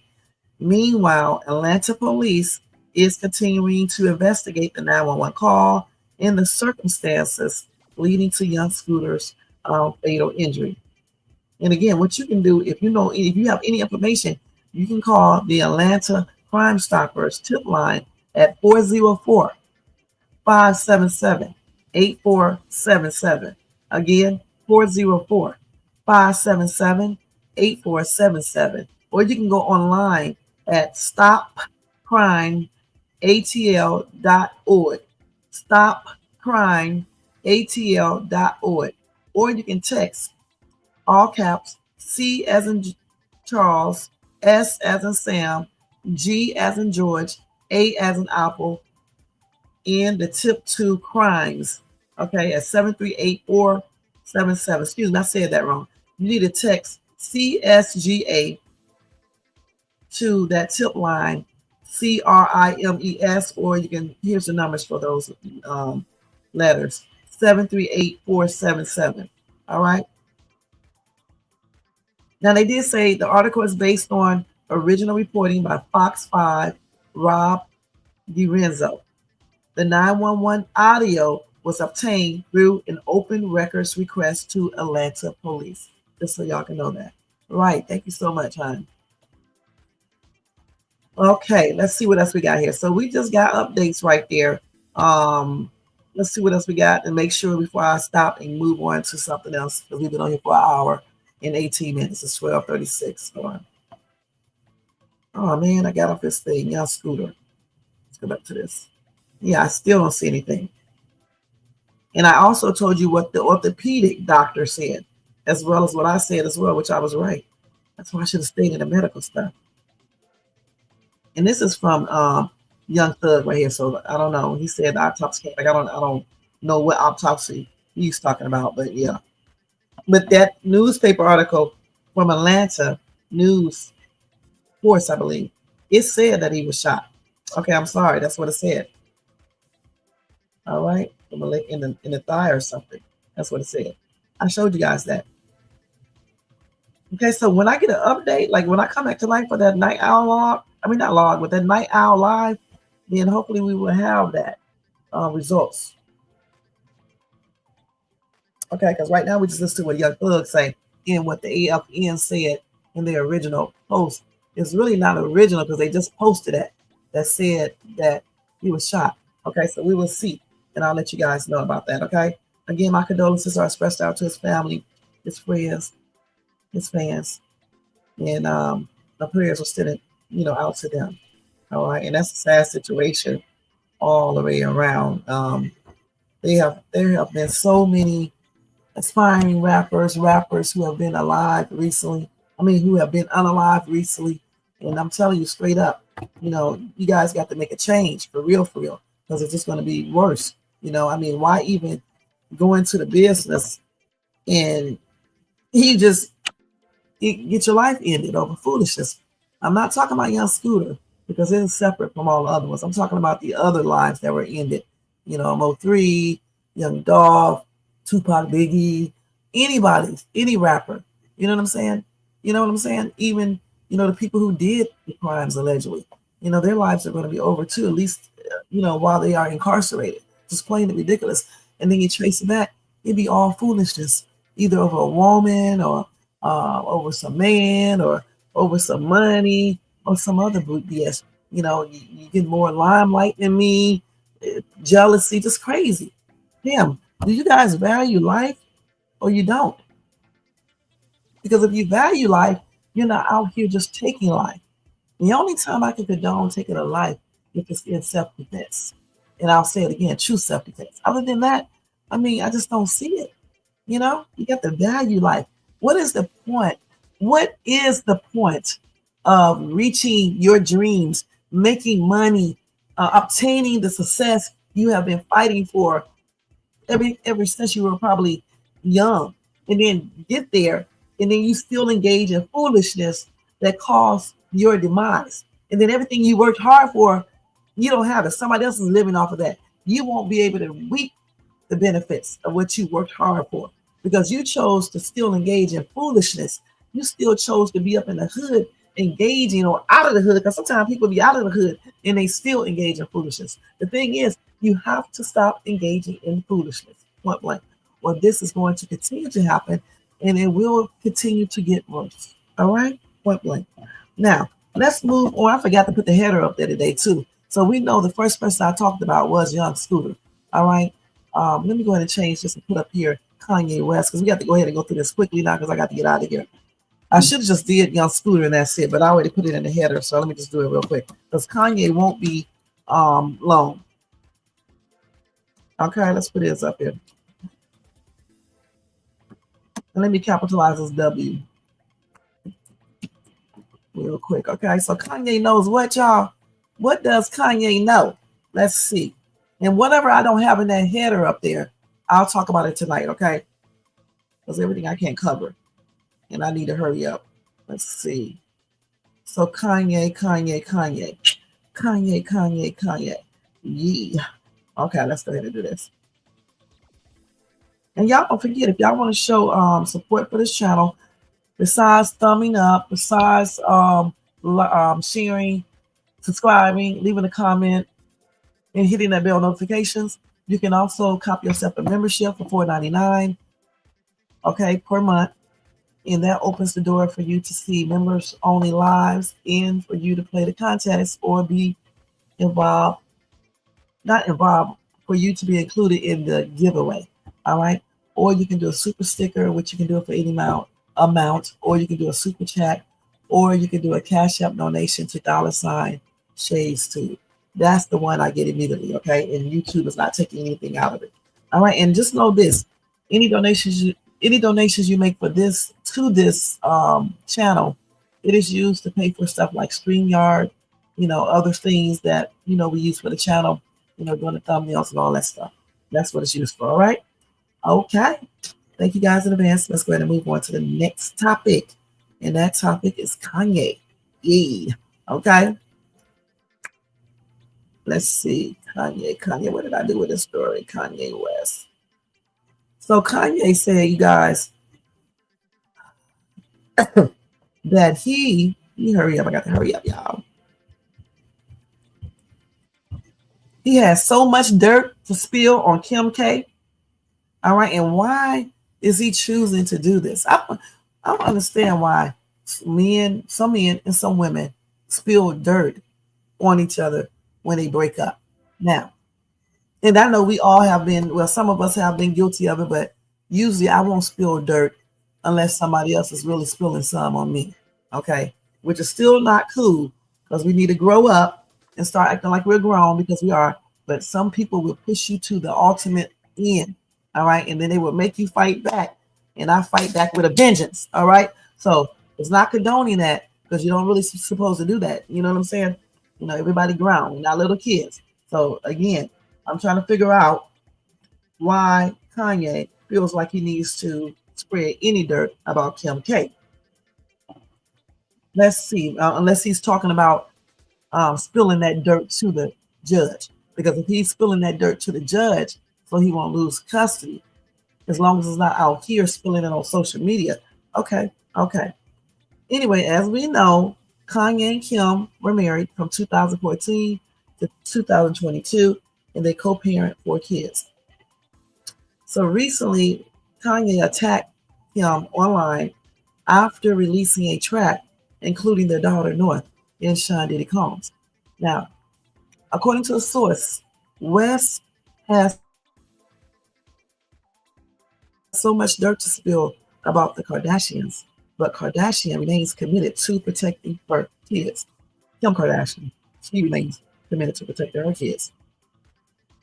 So they said Kanye and Kim might fight over custody of their children. Okay, hold on. However, Kanye is threatening to spill dirt about the entire family. All right. Again, he says he has so much dirt to spill. Kim and her family won't know what hit them when he decides to unleash hell. But Kim's conscience is completely clear. At the end of the day, it's her responsibility to protect the kids at all costs. Now, this source also said that everyone is telling Kardashian to go for full custody of their children. As we know, they both share 50-50 physical and legal custody of their kids. Now, given what Kim has revealed in the past, it sounds like she does the majority of the child care, especially when Kanye chooses to live abroad with his wife, Bianca.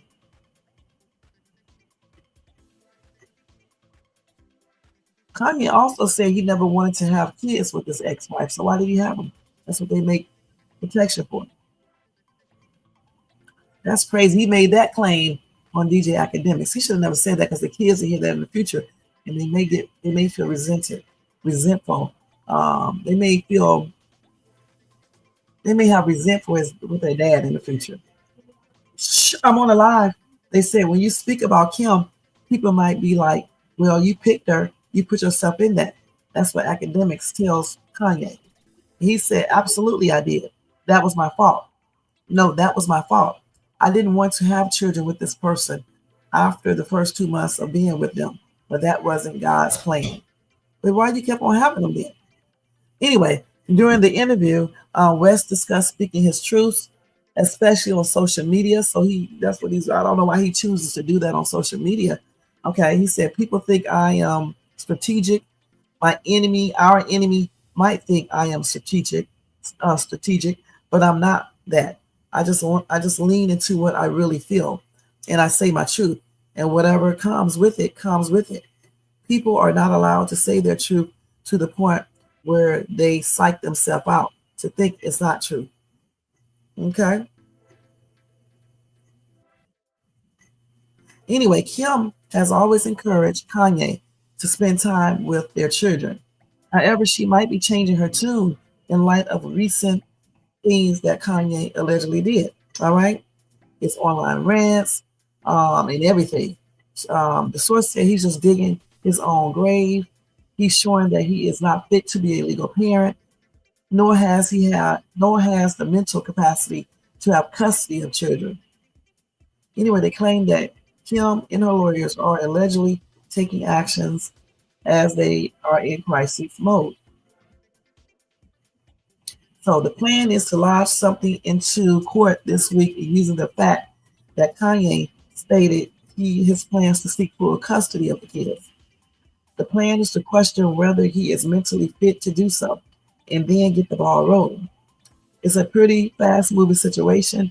Kim is determined to get Kanye and his threats removed from her life. She says she can't live like this anymore. So what do you guys think about that? Let me just read 2 comments. Somebody said, no one believes anything you say except the people you pay and work for. You need meds. Bad. You lost it. Okay. And then another commenter said, oh, I bet they are shaking in their boots. And then she put LOL. Another person said, Kardashian curse is real. And then another commenter said his past, the only problem is that his past actions has, diminished his credibility. And Paula said what I said. He should stop saying that they have children and those children see this stuff. You don't make several mistakes. It becomes a choice saying that you made a mistake. You made a mistake with the first one, but did you make a mistake with the rest? You know, the other ones that you had biologically and the ones that you adopted. Come on now. Or you had the other way. I forgot how they did what they did with their children. I know she had one or two natural, I think. I don't know for sure. Somebody said Kim should have never had anything to do with this sick, mentally ill, crazy man. He needs to leave her and them kids alone. He is mad because she don't want him. He was a big mistake.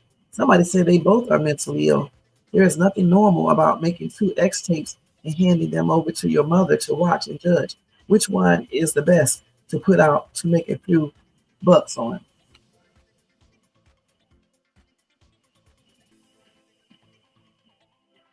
Somebody said, go away, Kanye. Nobody cares but you. Take your meds and stop threatening people. Remember, that family is the family of your children. And your children will remember everything you say in years to come when you get older. See, I don't know why people don't realize that. And then they won't be around to help them or anything else. You know what I'm saying? It's plainly crazy. So I think you need to watch your steps. Stop saying stuff online. Certainly don't be spilling any dirty business online. And stop saying that having your kids with her was a mistake. Because, I mean, you still lay down. You did not use protection not to get her like that. So it is what it is. And then you had other children with her. So it doesn't even make any sense. You know what I'm saying? It's plainly crazy. And I think, let's see. Hold on, let me just look at something. Google would not come up like that. Let's see. Go to Google again.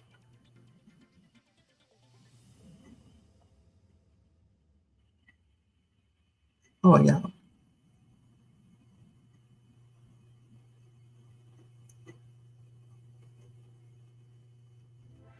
I don't know if they're all 4 of them or they biological kids or what. Let's see.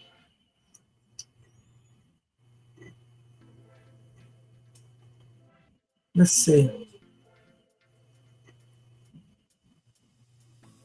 I guess they said all 4 of them, you know? Wait a minute. They said, oh, let's see. She had 2 different surrogates. Okay.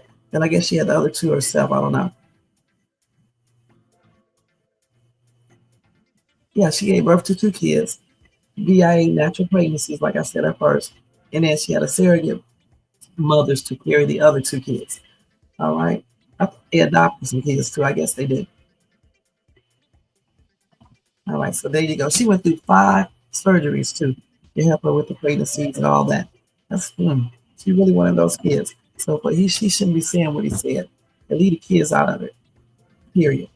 All right. So let's go ahead. That's it for Kanye West. Y'all let me know what y'all think about that entire situation.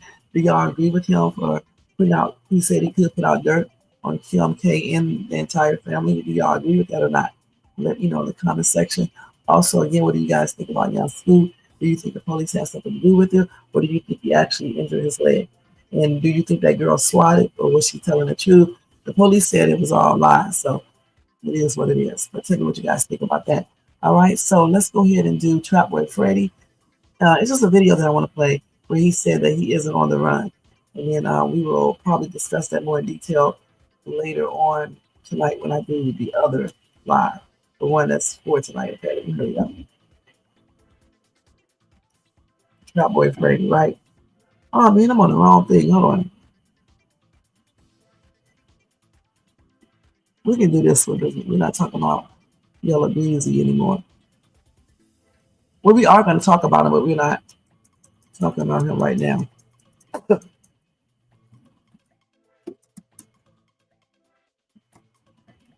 So let's talk about Trapboy Freddie. So anyway, I got a video here where Trapboy Freddie is talking, and he's telling you guys he is not on no damn run. So stop saying that shit. Stop making videos.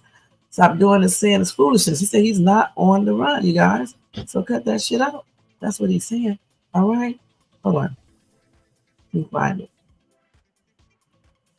Let me turn this because I don't know which one it is, you guys. Hold on. Give me a minute.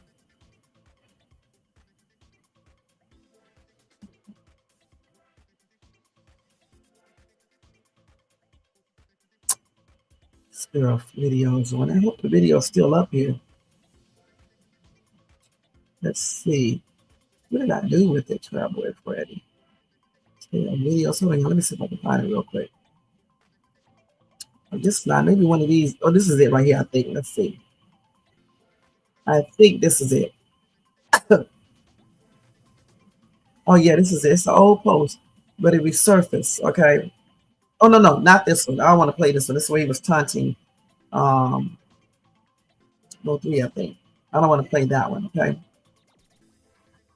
Let me just tell y'all what he was saying here. No, hold on. Go back to that. He was taunting, and this one right here, which I'm not going to play, but it was an old post. He was taunting Mo3. Okay, that's what he was doing. He actually, I wish I had the words to it. I listened to it already. I'm just trying to remember. He was talking about him. I'm just going to put it like that. He really was. Let's see. Hold on.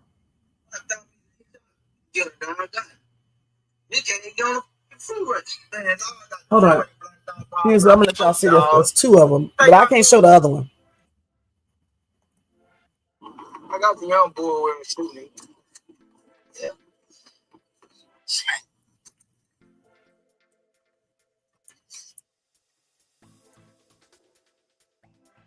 Was that? Yeah. I got my brush. I'll be covered it. Yeah. Around. Gonna pop some bottles, bitch. It's bottle time. Go back. I want to go to the part. Let me go to this way and go back to this. I want to go on the first part of it. Wait a minute. Yeah, let me go back because I want y'all to hear when he said the freeway. What? The freeway blocked out.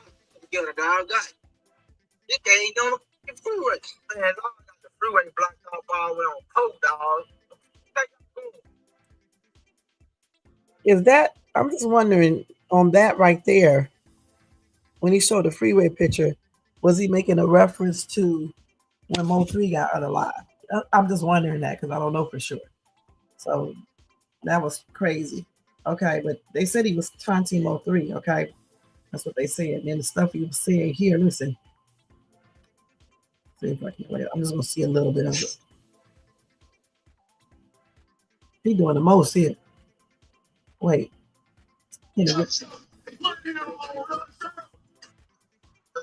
Oh yeah, I'm not gonna play that, but he was talking about putting him on the shirt and things like that. Okay, so yeah, on that. So let me go to the video if I can find it anymore. Let's see where he said that he wasn't on the run. Maybe doing too much.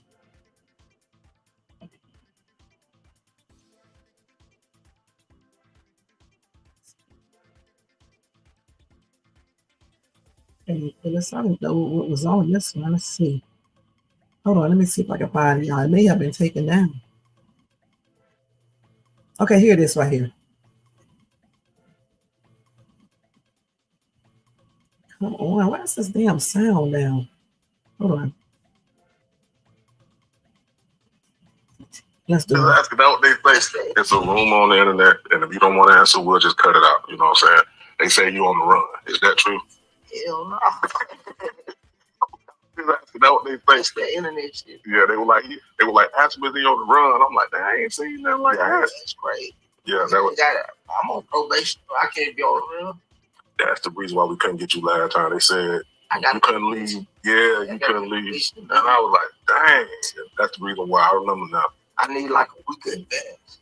Okay, gotcha. I was wondering. I'm like, damn, because she was. And I be need other shit to do as well, though. You know what I'm saying? If I'm gonna come, I bing, go.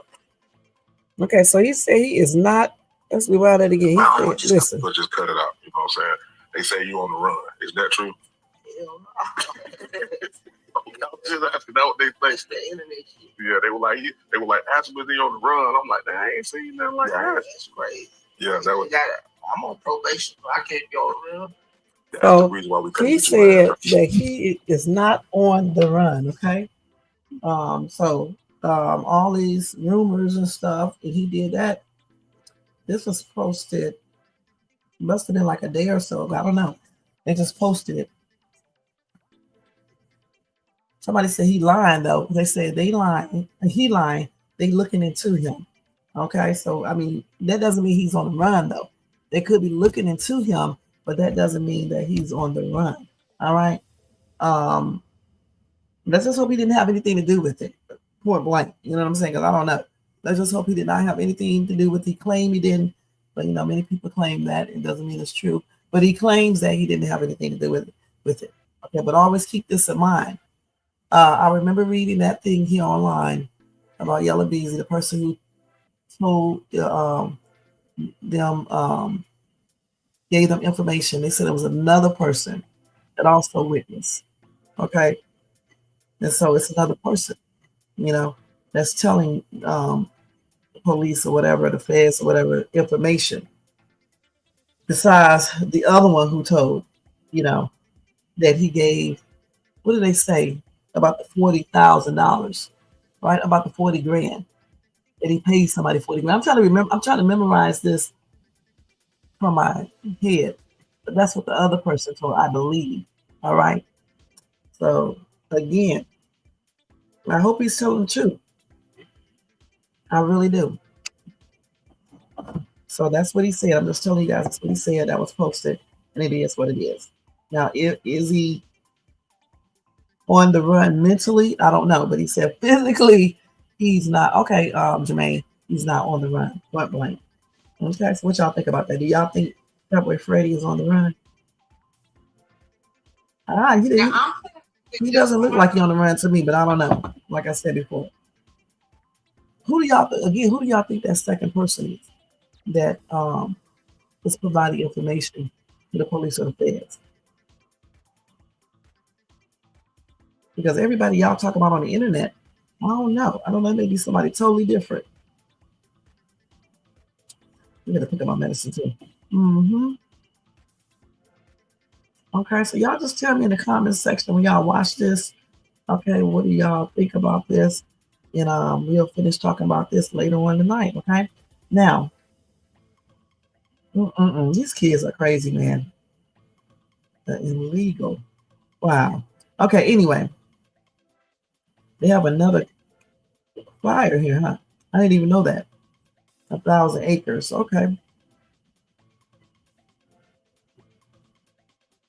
These people are absolutely crazy, y'all. Devin Brown. And every time this lunatic says my name online, he uses my last name like Brown is not a common name. This is so ludicrous. You know what I'm saying? I mean, Brown is a common last name. And the most funniest thing about it is that that's not actually my last name completely. So, I mean, some people just say stupid shit, you guys. I just don't understand that. Yeah, I don't believe that wicked running either. Okay. He could have did so much with his life, doing the rapping and stuff.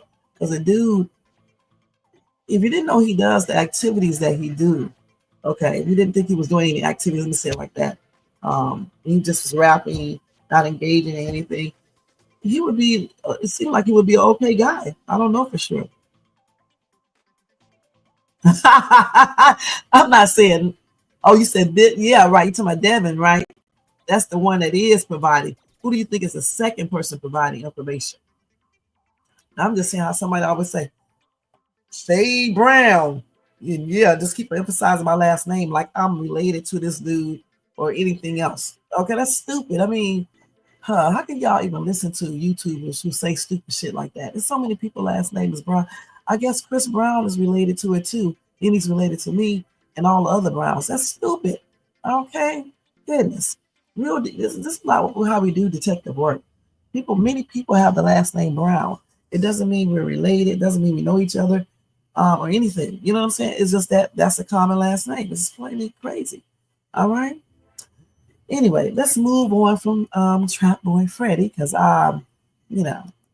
we talk about whatever we want to over here on Shades Tube. This is why it's called Breaking News because we cover breaking news topics regardless of what the topics are. Okay? Whatever is hitting the headlines and I and Jermaine choose to talk about, that's what we talk about over here. Okay? Period.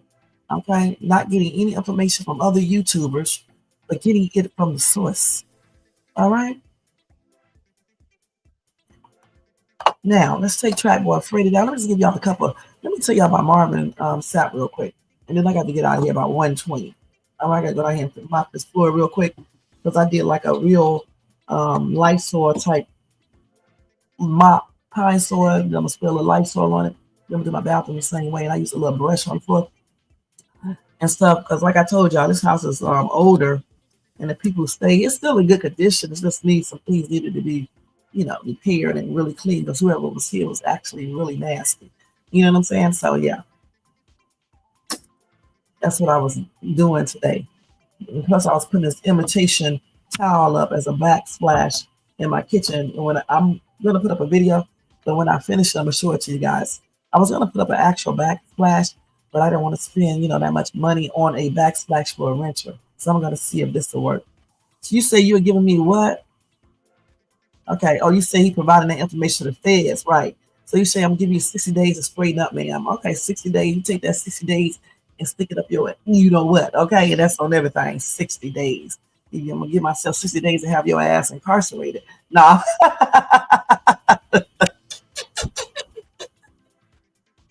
Oh my gosh, man.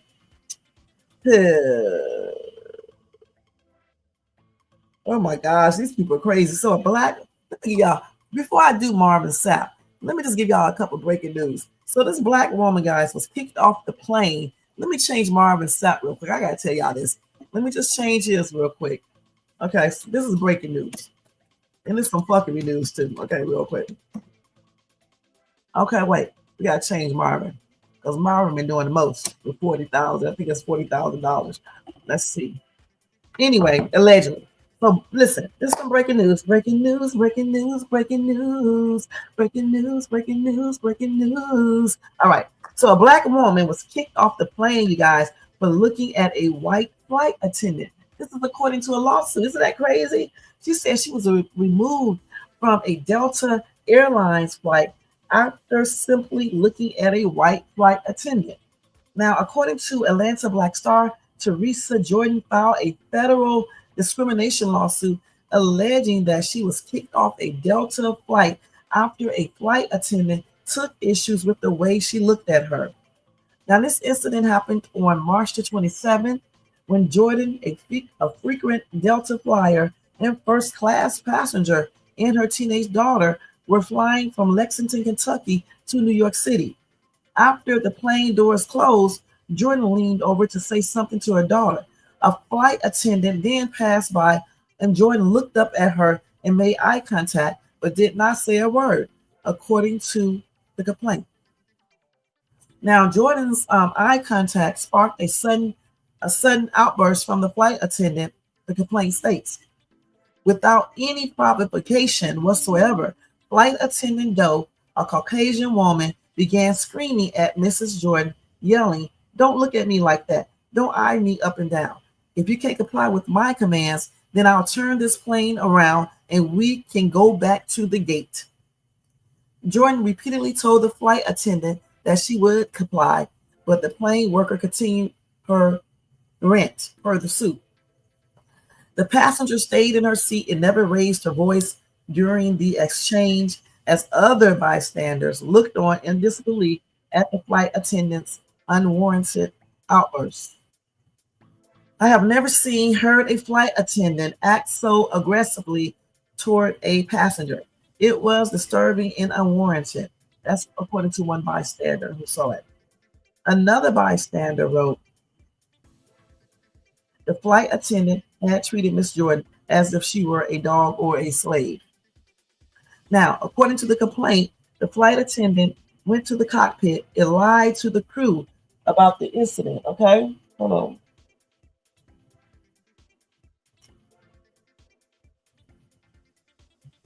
Alleging that Jordan was disruptive and non-compliant. The pilot then moved to turn the plane around and then ordered Jordan to be removed from the flight. That's crazy. A gate agent escorted Jordan and her daughter off the plane. Now, they said this case epitomizes the revolting reality that even in the year 2025, Black Americans continue to endure the indignity of flying while Black. All right.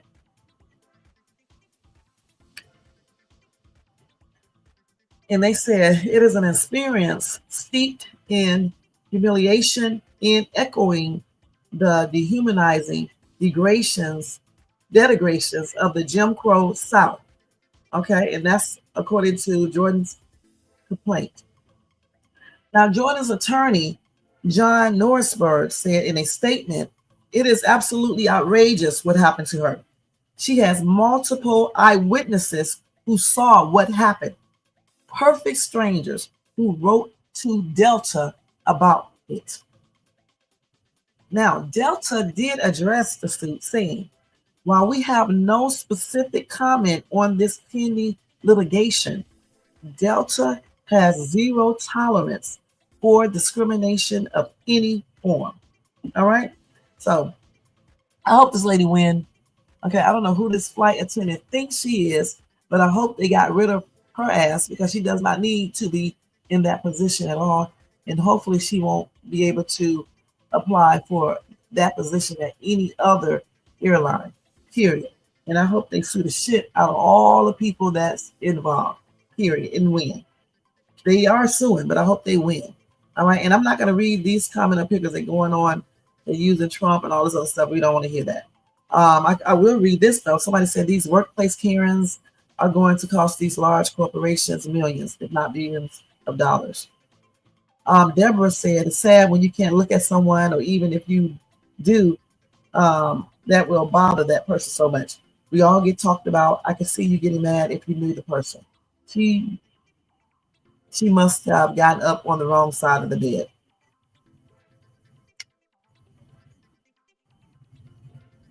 Somebody said, "Hate only comes back to you. It destroys your mind, character, soul, and everyone you hold dear eventually. Hate spreads like wildfires. Stop the madness. I'm sorry this happened and the child had to be hurt in the process. Karma, folks, it does exist." Somebody said, "Sounds like that flight attendant needs a remote position." No, she needs to be fired. Fired. And that's on everything. Okay, it's crazy. Okay, let's see what else we got for breaking news real quick. So Marvin Sapp, you guys. Let me go ahead and do this. Marvin Sapp, let's go back to him. So this is Marvin Sapp, okay, really quick. So Marvin Sapp, this is him right here with these white ass glasses on, looking tripped out. Okay, but it is what it is. Okay, so he claims that the backlash to a viral video has entered dangerous territory. So I guess that viral video he's referring to is the one where he's demanding allegedly $40,000 from his congregation. Okay. So he's a gospel musician. He asserted that he has received some threats in reaction to a clip where he demanded church attendees donate a total of $40,000. Now, this moment happened back in 2023 in August, and he admitted that he might have shared a little blame for the negative response to the video. This event was held at a national church conference in Baltimore, not his local church, and he claims that the funds were directed toward the conference budget. He said, "People took issue with my tone and looking at the video. Maybe I was a little bit more assertive than I should have been, and I can apologize for that." Anyway, he denied claims that the church doors were locked. He continued to detail how the entire ordeal impacted his life, impacted his children's life in his church. He said, "People have called my church. It cussed me out. My staff are afraid because I have received, threats. People have come to our campus. They have come to my church to try to cause problems, issues, and challenges." He said, "Why run with the truth when a lie is way more entertaining?" As he is convinced the entire controversy is a misunderstanding. Now, last month, a video of Sapp requesting online and in-person attendees at the aforementioned conference sparked conversation across social media regarding the integrity of the gospel musicians ministry. The video was shared with claims that the congregation was locked in the church as 40,000 was demanded in offerings. So the truth is, when finances are being received in any worship gathering, it is one of the most vulnerable and exposed times for both the finance and security teams. And that's what Sapp said in a statement. Movement during this sacred exchange can be distracting and at times even risky. My directive was not about control. It was about creating a safe, focused, and reverent environment for those choosing to give and for those handling the resources. Okay? So he said the doors was a lot. I don't know if they were or not. But I need to see the actual video. Even if I do see the video, y'all know I'm not going to be saying too much, okay, point blank, but I will say something. So let's see if we can pull that video up real quick. Marvin Sapp on TikTok. Okay. Well, you do know they be asking for large sums of money at church at times. You know, let's keep it real, okay? Let's see. And they do be doing the most. Let's just put that out there. Some churches, not all. My church doesn't do that.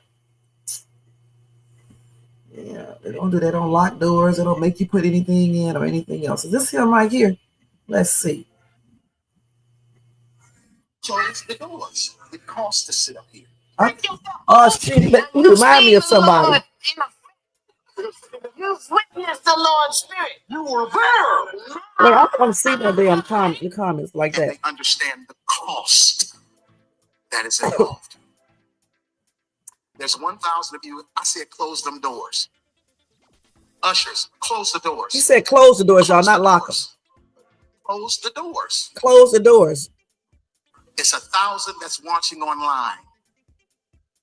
This is a small seed. If I get 1,000 online to give this, if I get 1,000 in the sanctuary to give this, that's $40,000 tonight. Now, everyone up here, we've all sold and seeded, but I need everyone standing up here with us, with me, to plant a seed of $100. Because again, it costs to sit up here. And this is what I need you to do. If you're giving electronically, or even if you're giving tangibly, I'm gonna have y'all come to the altar and give it, because I need to see 1,000 people moving. Bring them baskets. I want the baskets up here. I want to see the folk. Y'all start moving. Y'all can bring it right now. Come. 1,000 people need to give $20. 1,000 people need to give $20. 1,000 people online need to give $20. This is easy, saints. And they understand the cost that is involved. Boy, y'all listen. Y'all stop acting like a lot of these churches don't do that. Come on now. A lot of these churches be doing this stuff, okay? Be telling you, I want 10 people, 20 people, 30 people to give out $100, especially like on the pastor's anniversary. You know, things like that. You know, that's why the church I go to, they don't do that. Okay, they don't make you. They certainly don't say. He didn't say lock no doors. He said close the doors. They do say close the doors at churches when they're giving out money. You know, when people are giving money like that, because somebody could come in here and rob the place. Okay, so you didn't say lock the doors. He said close the doors. All right, it's a difference. He didn't say lock the doors. He said close them. Okay. But he was telling them, you know, I need everybody 1,000 people. Somebody said 1,000 people to give $20. You need people in the congregation to give money. You need the people sitting back there in the pew or whatever. They need to give out at least $100. Okay, and I'm just gonna be perfectly honest with you guys. I have seen this before many times in person. All right, like I said, especially on pastors' anniversary, especially on different occasions, like when they need to do something for the church. At least that's what they be claiming anyway. They be asking for money just like that, you know, especially certain churches. Okay, let's just keep it on the real. You know, like I said, my church does not do that. I'm so happy. If anything, they be giving out money. All right, but yeah, that's the truth. That's what I want to say. Right, and a lot of these people do preach this right here. Okay. Yep, that's right, Tony Vance, and thank you so much for tuning in. That's part of the reason you don't go to church, huh? Yeah, but don't pick a church that does that. All churches don't do this, okay? Period. That's why I go to the church I go to, because they don't do this. You give if you want to. If you don't want to, you don't have to. You know what I'm saying? That's on you. You know? Well, that's a lot of things they do in churches I don't like. If if you don't do a tithe, they won't help you either if you ask for help. And I'm thinking that if you're getting tithes from all the people who come and people who are not members, if somebody comes to the church for help, you should help them. No, you can't help everybody, but you should help people, even if they are not a member or if they are a member. It's just plain ridiculous. The only thing is that the members should go first, and then people who are not a member, the public should go later. No, not in this. Go and do it in the other one. I told you that before. I told you I'll let you know.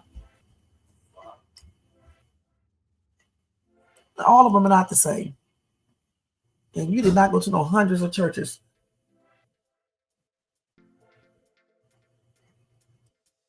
I'm not going to read all these comments because some of them are plainly ridiculous and stupid. Yeah, his Rolex was just glistening. I was looking at that. I didn't want to say nothing about it. I don't even want to say too much. Just put it like this, okay? It's a trip, okay? These people got these comments. Let me pick a good comment. Now, this person said the same thing I said. This is not just a Marvin Sapp thing, but a modern, not just modern, non-modern churches did this too. When I was a kid, they were doing this. When I was a teenager, they were doing this. When I became a young adult, they were doing this. A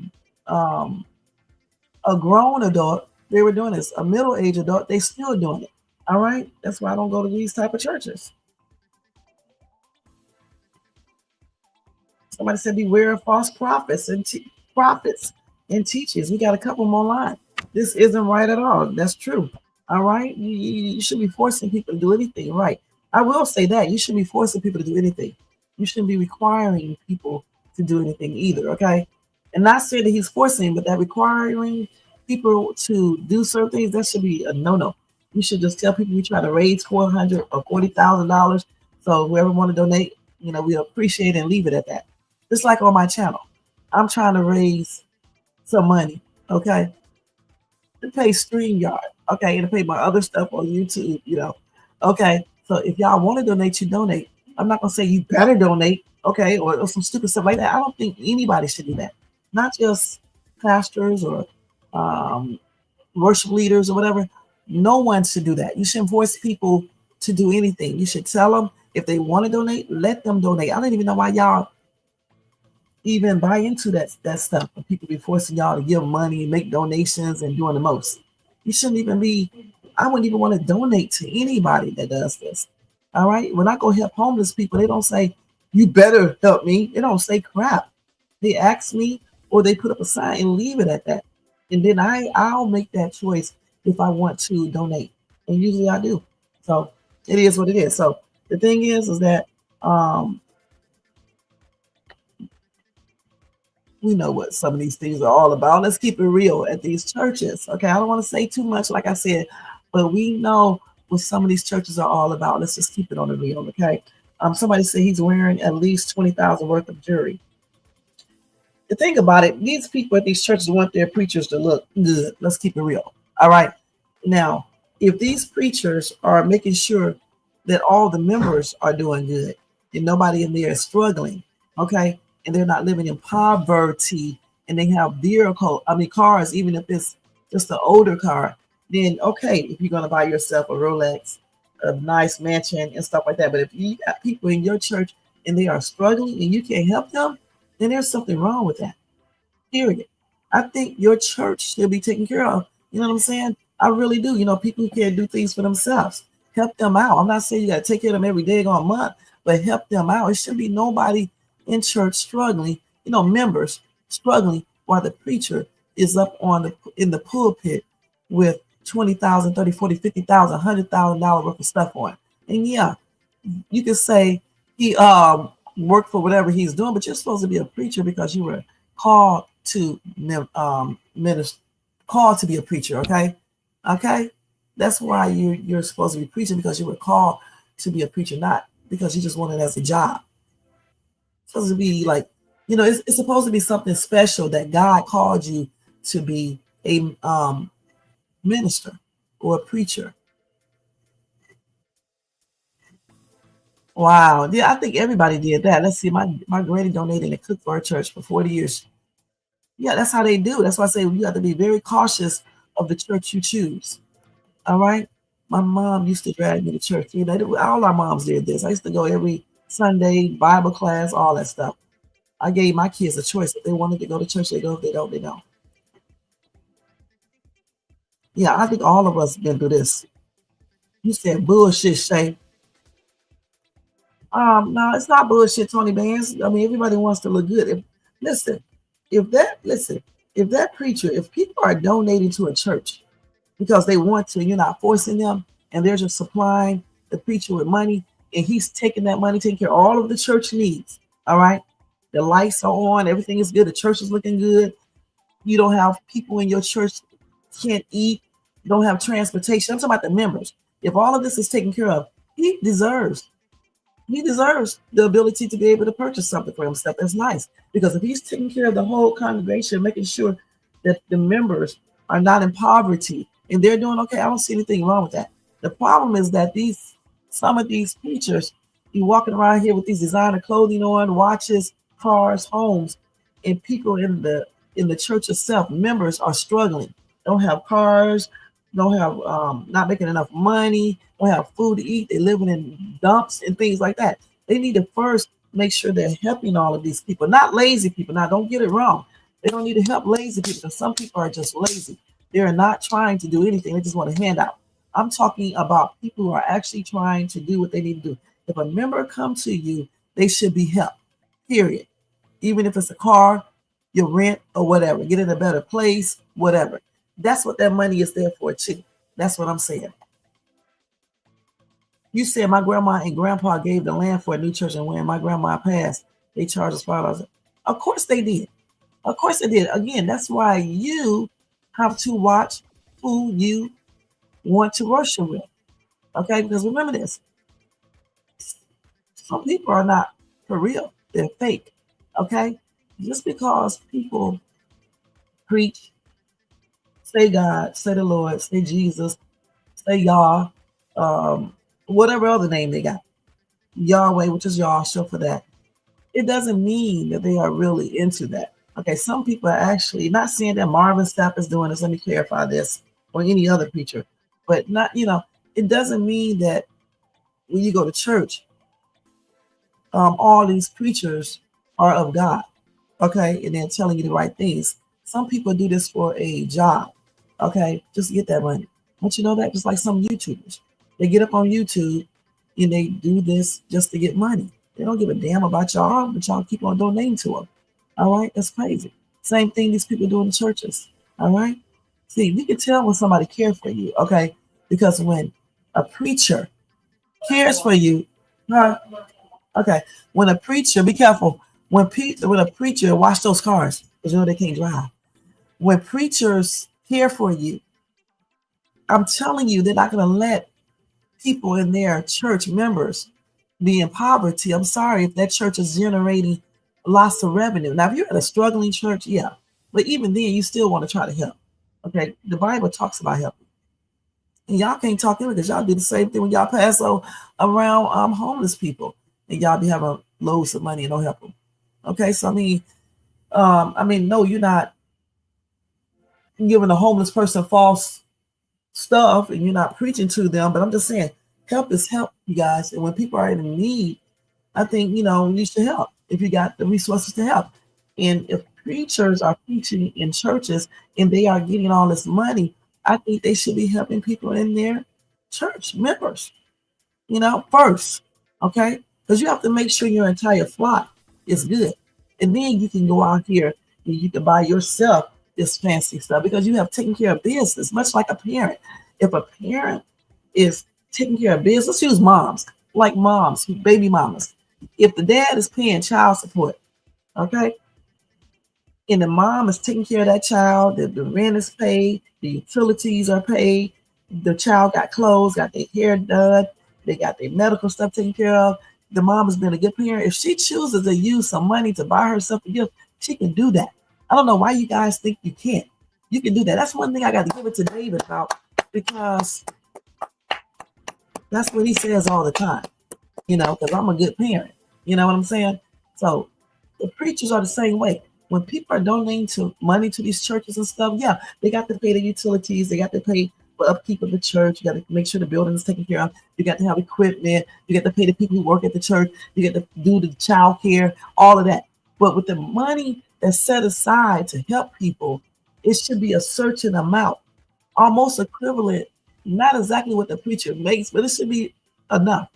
It should be a good percentage. So therefore, they can help people who are in destitute. I think I'm saying that right. They are destitute. Let's make sure I'm using the right word. Hold on. Y'all know I'm getting ready to check this. That are poor, okay? That are basically in poverty and can't do, destitute. Let's see the other word you can use in place of that. Let me see if I use the right word. Yeah, it's destitute. All right. They don't have the basic necessities and stuff. If they are in that position, I feel like the preacher should be helping them. I don't give a damn what y'all talking about. I feel like they should. And I have always said this, and this is why I don't go to certain churches. All right. Let's read y'all the stuff. He said, bullshit. You're making excuses. What's wrong with a kid? He don't need a $600,000 bill. Okay. If he Tony, if this dude is taking a lot of money, okay, and he's helping the people of the church, and they're not in poverty, they all have little cars and stuff like that, and he got money left over, then why not? I mean, granted, he don't need to be spending $600,000 on bins. Why can't he spend $100,000 on one? You know what I'm saying? Okay, that's what I'm talking about. But the thing is, what I'm stressing is that the most primary thing that they should be doing in churches with this money, besides taking care of the church itself in the bills and stuff, is helping the congregation. But at the same time, they do get paid. I know y'all don't realize this. They do supposed to get paid as well, because they do, have to take care of themselves as well. But they should not be taking care of themselves to the point where they don't have money to spend it on people who needs it, or to even help the public. Members are first, and then non-members should be second. Of course, you have guidelines that you have to go by, because if you don't, people will abuse the system. All right. But it should be some money there. Okay. And that 40,000 he claimed is for a conference. I mean, I don't know why he need that much for a conference. But then again, if he just would have asked and not be so assertive and so demanding and so crazy about it, and close those doors. If he would have did all that, then okay, you asked the church for $40,000. And if people choose to donate, then they do it because they want to, not because you are forcing them to do it. It's only 1:30 yet. Not that you're forcing them, I have to make sure the time, to do that. Okay. That's where it goes sideways, when you're forcing, and then you got all this expensive shit on, and you still asking 40 grand. Why can't you give it? Okay. I mean, let's keep it real. Okay. So you want the congregation to pay 40,000 people watching online. So I tell you what, you pay 20,000. All right. That's what he should be saying. And then let's raise the other 20,000. I'll give 20 grand, and then we can raise the other 20 grand. And that way he would not be, he would not be looking so crazy right about now. That happened a whole year ago, right? No, 2 years ago. Of course they do, but still, they're going to still ask for money. It costs a lot. Okay. Well, definitely, you need to do the work. I mean, if you're preaching the gospel the way you're supposed to be, you're living by what you preach, then you are doing the work. If you are helping the needy and you're doing everything that you need to do inside that church, you are doing your work. Okay. That is his career. Okay. But hopefully he was called to that career, and he just didn't get to the career, because, of reasons like, trying to get money, like some people do. Not saying that he did. Okay. Because I don't know this guy. But I'm just saying. Okay. They weren't forced like with a GUN, but what he was doing is that he was basically making them feel guilty. He was basically being very persistent. He was basically like making them feel bad. A lot of these preachers do that. Get a pastor. It's the pastor's anniversary. We all need to give some money. Even if you're on Social Security, you should give at least $10. You can do at least $10. They put that guilt on people, just like some YouTubers do the same thing. You over here watching my channel, but you never donate. Listen, there's a lot of people do this shit. A lot. And to think about it, preachers are regular people, and some are not called. They're there for the money. Let's keep it real. Not saying that Marvin Sapp is, okay? I'm just saying some are there just for the money because they know some people are very gullible, all right? And they just gonna give. They won't even pay their own rent, mortgage. They won't even buy themselves a car because some of these preachers, use that scripture about 10%. Okay, that's what they use. All right, and they make people feel guilty. They play on your guilt. Your guilt. I told a preacher one day that 10% could be 10% of anything that I possibly have. What if I don't have no money? I'm gonna give you 10% of my time. I did say that, guys. I'm not gonna lie. Then I said, okay, well, I'm gonna get my 10% to a homeless person. That's what I said. A homeless person. And I'm gonna be perfectly honest, y'all. That's what I'll be doing. All right. Because until I find a church that's very small, and I really feel like they're doing what they're supposed to do, I just can't do it. I'm gonna be perfectly honest. On the church that I go to now, I can do it because they actually do the things they need to do. Like even on Mother's Day, one Sunday I was there. I haven't been in a while, but my kids go. It was shocking to me. I never seen it before. The preacher actually gave all the single moms money. Okay, not no $10 or $20 either. All right.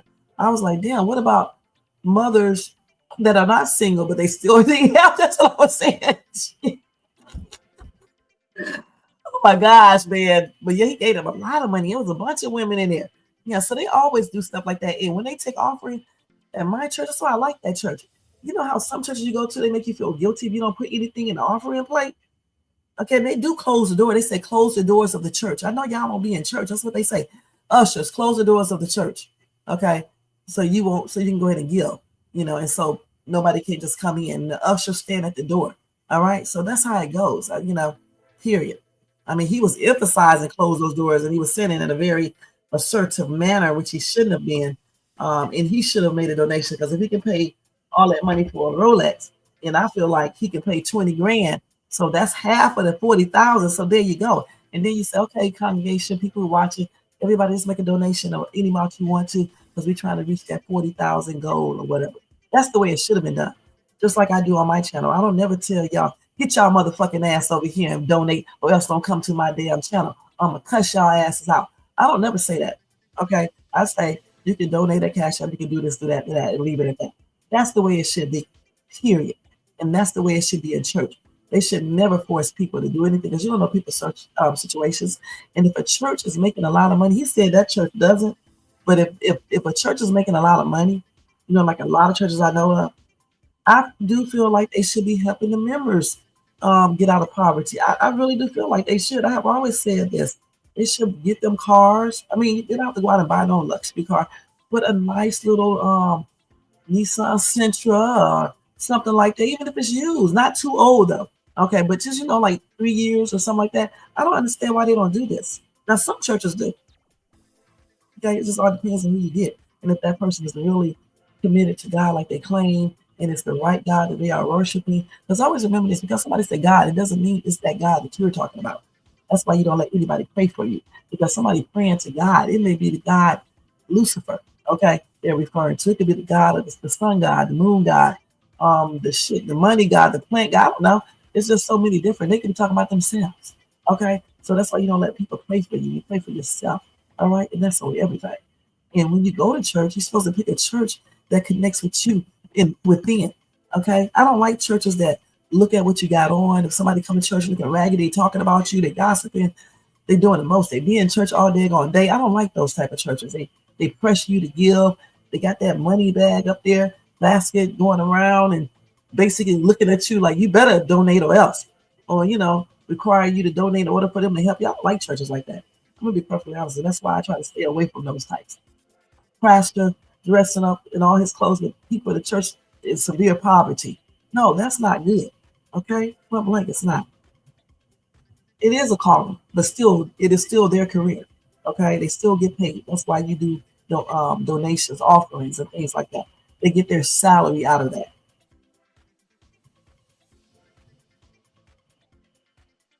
Not begging, but the people do ask for money because without money, how are you going to pay the rent, Tony Vance? How are you going to pay the mortgage of the church? How are you going to buy supplies, equipment? How are you going to pay the people who work at the church? Everybody can't afford to donate time to work at a church. People actually need money. When your rent is due, you can't tell the rental people, I'm gonna donate you some money. You can't tell the utility companies that, or your car note, your insurance, none of these people. So you have to get money in church in order to pay people. The problem is when they get there, when the preachers and the deacons be begging and pressuring people to do stuff and just be doing the most, and they dressing, all good and stuff. Yet people in the church are struggling and in poverty. That's where the problem comes in at. And then when some of these preachers get caught committing adultery, raping, doing sodomy, and things like that. I don't know anything about Marvin Sapp, so I don't have no comment on him. All right. That's right. But listen, if I tell you can't leave my house or you give me some money, I probably won't be, because I'm not physically restraining you there. Okay. And the doors are not locked. Okay. You can get your ass up and just leave. Okay. Just like they could have got up and leave. Okay. He didn't say lock the doors. He didn't say people get there with your GUNs in your hand and just don't leave. He didn't say that. He just said close the doors, close the doors, close the doors. Anybody could have got up and left like I would have done. And if you be in my way, you're going to get pushed away. We don't want to talk about him, okay, because we already know. I never see Marvin Sapp church, but of course TD Jakes. I met TD Jakes, okay? All of these churches are like that, okay? They are even exempt from paying any federal income taxes or anything, because they claim they don't mix certain things with the church, all right? But that doesn't mean that all preachers are con men, okay, and not true. It's just a certain type is or are, all right, point blank. It's like when people think all black people are thugs, eat chicken wing, watermelon, grape juice, grape soda, smoke, do drugs, and F everything that has on a skirt, okay, and beat the crap out their women, and just don't amount to anything. All black people are not like that. It's like all preachers are not out here being false prophets, out here begging and soliciting for money and things like that, and doing things that they shouldn't do. You really, some preachers are actually doing what they should be doing. Okay, they're not even flamboyant or anything. It just depends on you have to watch where you worship at, who you call your preacher. It's like with anything else. I don't know why y'all be doing that. It's because somebody called God and said they're a preacher don't mean they good. Okay, not saying that Marvin Sapp is bad or anything. I'm just saying in general. I'm not getting ready to talk about this man because I don't want him attacking my page, all right, and things like that. But I will say this. I wish I could say this in a foreign language in Tree, because it's very hard to decipher what I'm saying when I speak Tree, all right? But I don't know how to say that properly, okay? And I still may say the wrong word, and then you will be able to decipher that. But anyway, I see what you're saying. When I see Diddy, I see what you're saying. Okay, Tony Bands. Okay. I think I did a whole live, not a whole live on him, but I talked about him in general. You gonna say y'all can say whatever y'all want to in this chat. Okay, and I'm just put it up here, just like okay, say it. And Jermaine, I'm not saying nothing, because every damn time I look around, YouTube is sending me a message about something. I have to speak in codes. Okay, because like that day I was saying that Mo3 should have politely asserted himself in a certain situation to prevent that person from doing what he was doing. They called that violent, what I was saying, okay?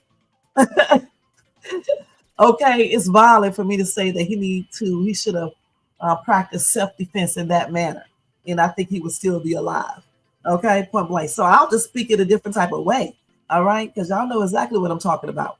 And I still say he should have done that. He should have politely maintained his position where he was at before getting out of that position.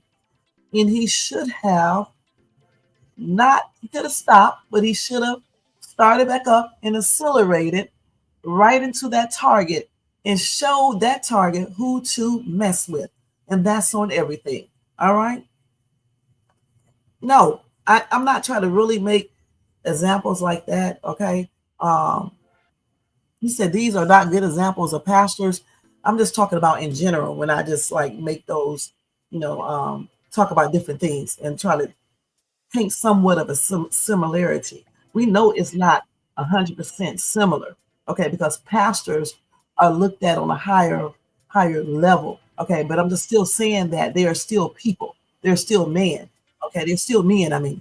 So therefore, some pastors are not true to what they claim. And we have to have a discernment when we are choosing a church in pastors. Okay, point blank. That's what it comes down to. So you said that how did they disable the car? Because it seemed like he turned his car off. How did they disable the car when they were shooting him?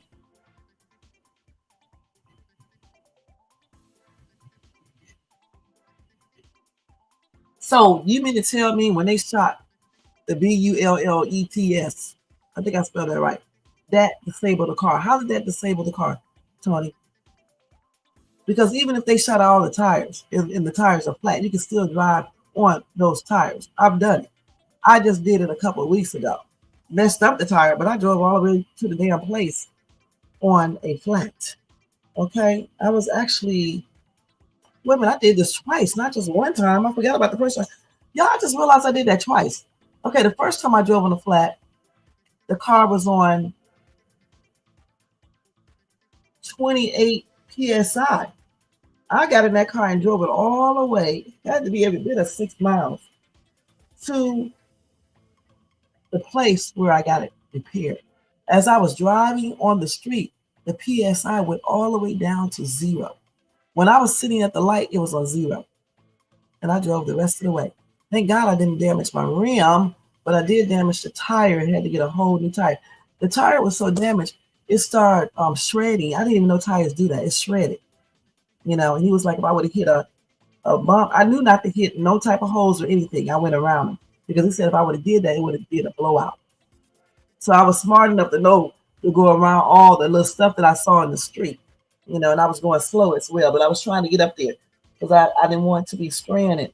But yeah, you can drive on those, just to mess up the rim and possibly have a blowout and things like that, and then on the freeway, I did that too. But it didn't go all the way down to 0 on the freeway. It was going down though. It was going down quickly because it was a big old something hit my tire, just busted, and it was going out quickly. But I was just trying to time it, how quick I can get off the freeway before the tire go flat. And just as I got off the freeway, it was totally flat, and I pulled into the gas station on the flat. That day, I did not mess up. I may be missing. Did I mess up the tire then?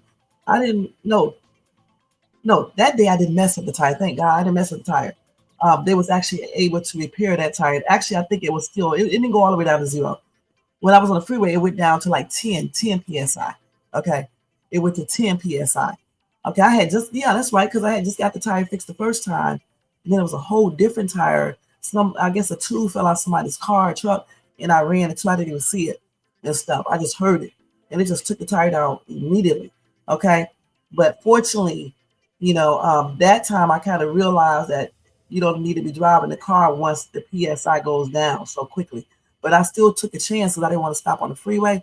And I went to the next 2 exits and got off. I'm not joking. Got off at the gas station and then called. And that's why I saw the tow truck guy.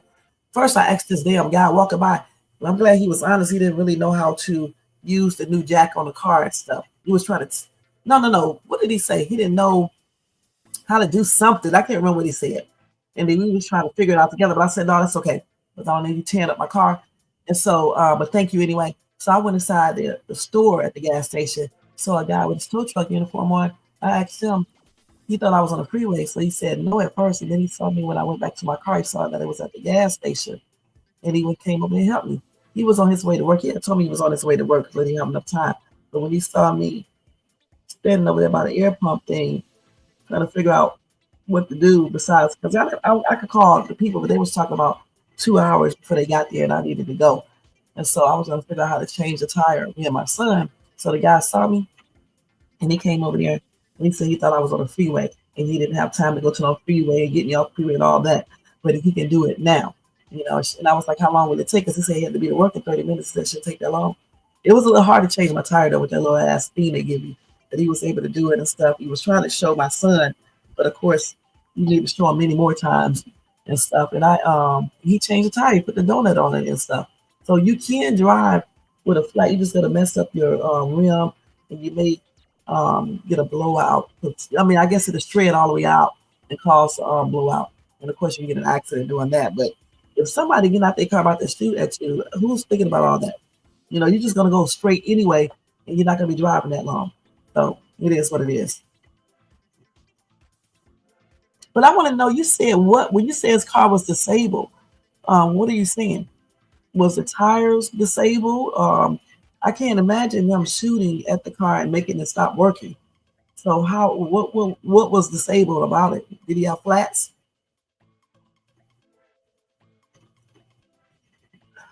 That's why he should have stayed out here in Cali.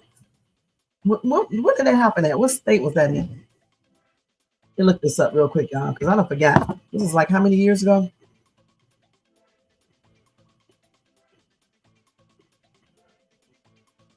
Hold on.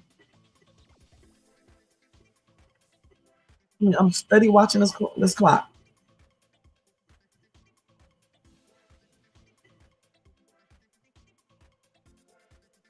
Dallas, Texas. Okay. No. That's how old. No. Yeah, on Dallas Highway. Okay. Okay, so let me look at this other thing right here.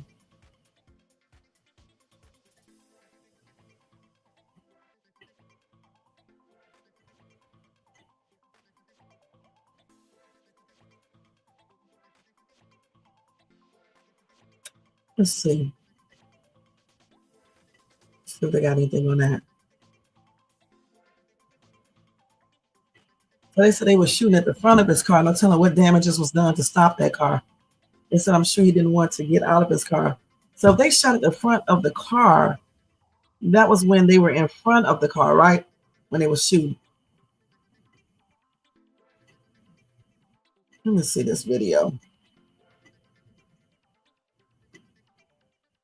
Damn, I hate that I logged on this damn site. You're gonna start sending me all these damn messages. Wait, let me take this off because I do not want to be on this damn Facebook. Let me log back out of Facebook. Hold on. They start sending me 1,000 damn messages. Hold on, y'all. Let me log back off of Facebook. This ain't even my Facebook account. Let me log this shit off of here. It's my friend's account. Okay. Now let's go back to what I was looking up because they're always logging you into shit. I need to get that shit off my phone. It's, I don't really need it. I got a Marvin. So I got to see this marvinsapp video. I'm gonna look at that in a minute, but let me see this real quick. Okay, so you said this car was disabled.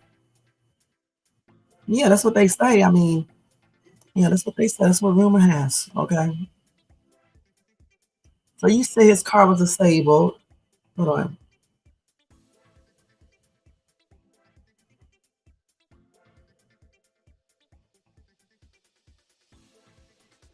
Let's see what they say. I'm looking at this video right now.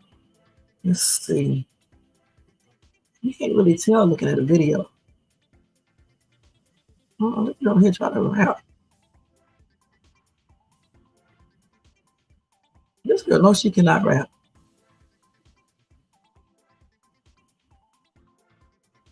She thinks she in that jam for me. Let me look at this video. It's the same video we saw the other day. Hold on.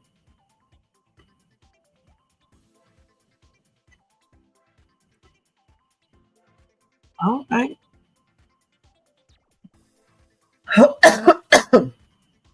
Hold on, y'all. Just look at this video. They were shooting at him. I guess they were shooting. It looked like he was shooting out that car right there. I can't tell 100% for sure. Well, then he got in front of Mo3. Then there was a white truck was in front of them.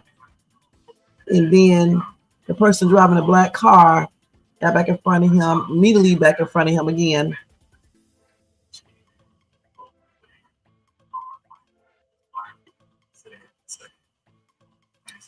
Let me see.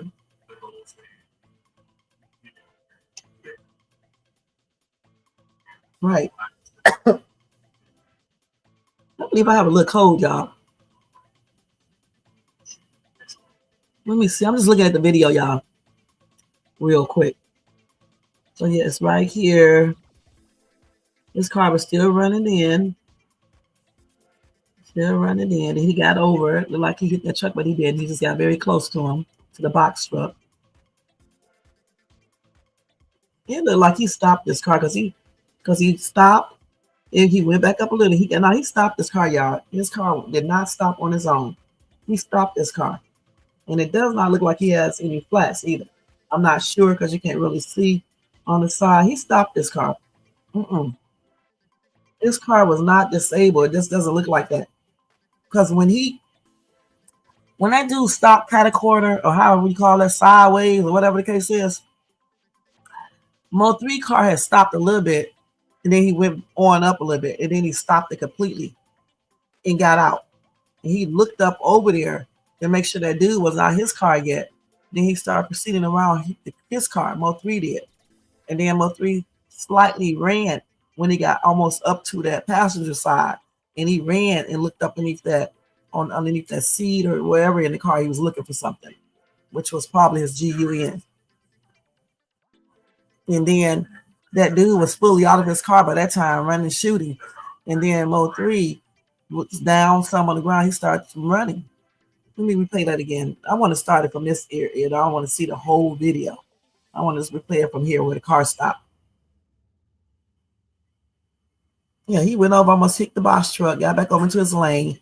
Because the other dude in the black car was way above him. He was driving. He stopped this car. Mo 3 stopped this car. They started back and go. Then Mo 3 stopped that car and got out. No, that car was not disabled. He even left the key in the ignition and everything. Mo 3 was looking around. Let me stop this right here. Hold on. I love the way I can maybe stop this now. Okay, so he stopped. Hold on. Let me rewind this again right there. Okay, we might rewind it too far. Hold on, y'all. Y'all keep on talking amongst yourselves right there while I look at this video again. Y'all can be looking at it too.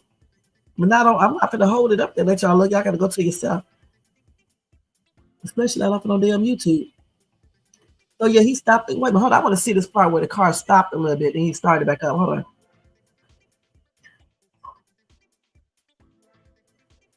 So yeah, Mo 3 cars way back there. The other dude's car's up there. So his cars in front and back. The truck is in front of the little white truck. And then he almost hit that box truck. Then he went back over. The black car is all the way in front. The black car stops. Mo 3 stopped a little bit, and Mo 3 went again, and he stopped again. Then Mo 3 got out the car. He looked around, walked around quickly, not real quick. Then he started running slightly a little bit. He picked up the speed. That's what I'm gonna say. He went in his car. He was looking for us. You know what? That dude jumped out the car, started shooting, and started running. Mo 3 was stooping on the ground, running away. That's what happened. Damn.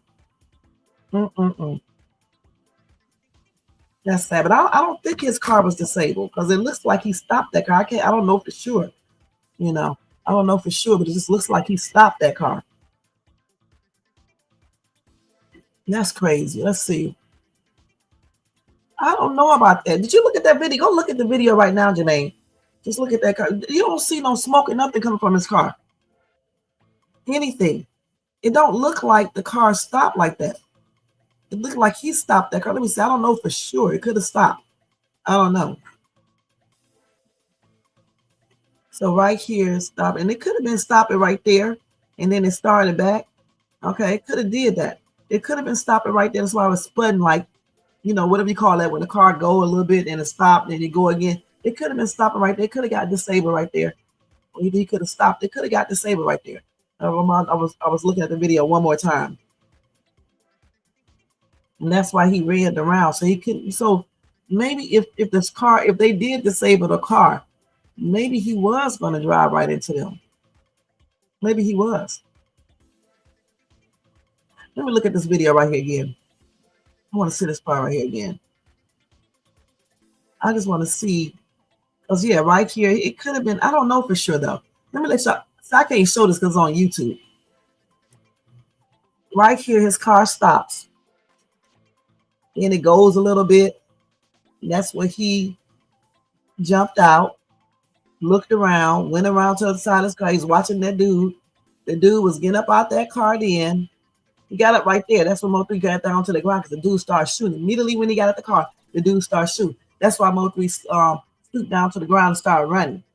Yeah, he immediately, man, he should, oh man, too bad. I don't know if that car got disabled or what, but if it didn't get disabled, he should just, you know what, like I said before, forget it.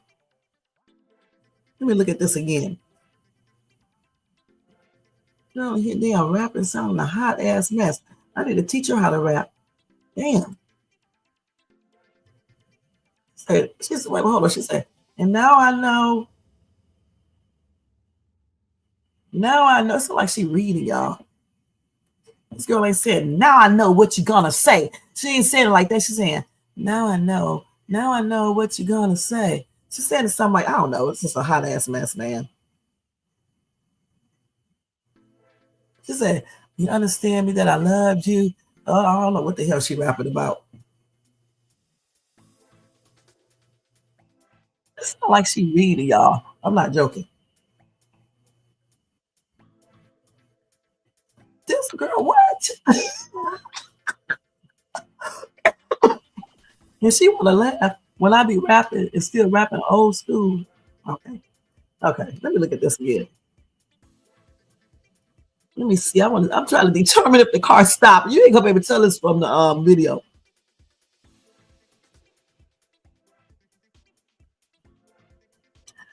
I don't know for sure, you guys. Okay, because either it could have disabled or he could have stopped it like that. I don't know for sure.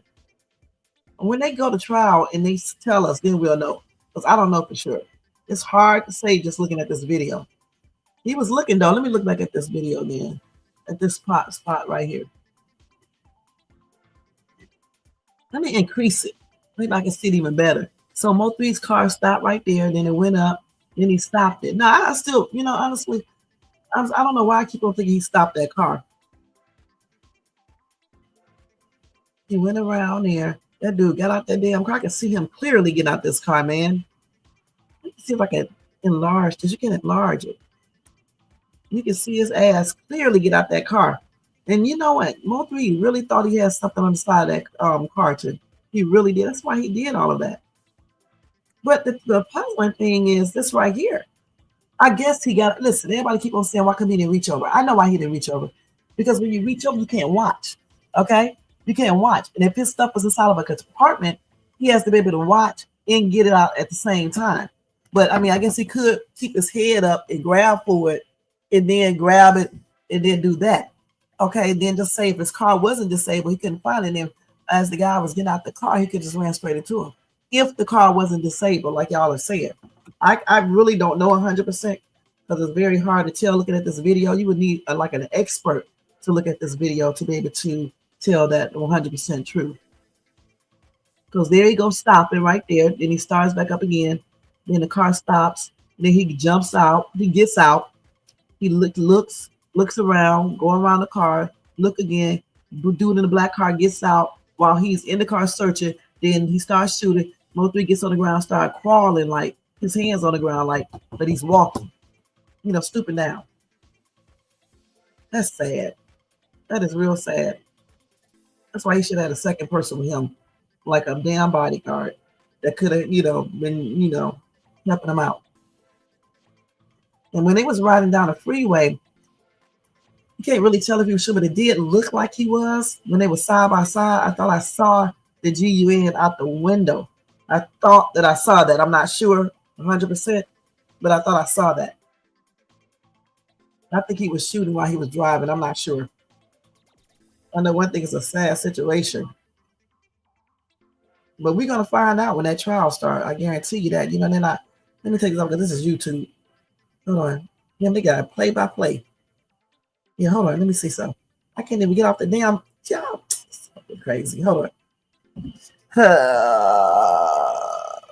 Okay. So, yeah, it could have been disabled. I don't know for sure. What you say? Y'all be talking shit. You think he's that grimy, Tony? So you said you think rain backdoor Mo 3.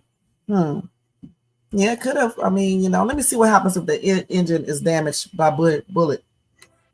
Let's see. Let's go to this and look this up real quick. I need to hurry up. Okay, I got, for real, y'all, 2:20. I got to get out of here because I go down here and mop this floor real quick. And I got to put on my clothes, okay?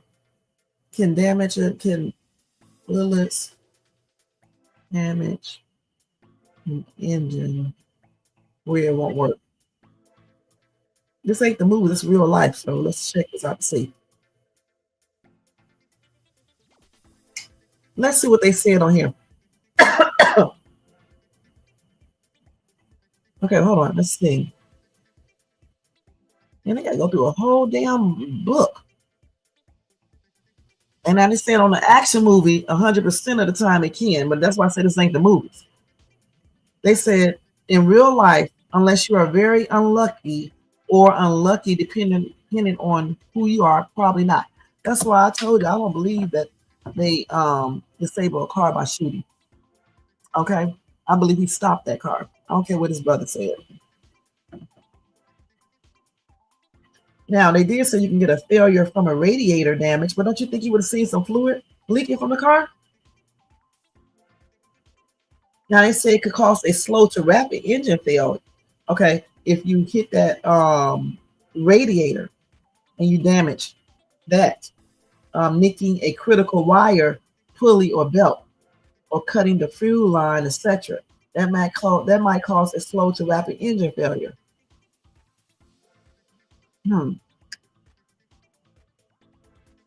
So it depends on where they hit at, but still, I didn't see anything dripping from that car in that video. I don't see any spots or anything on that ground.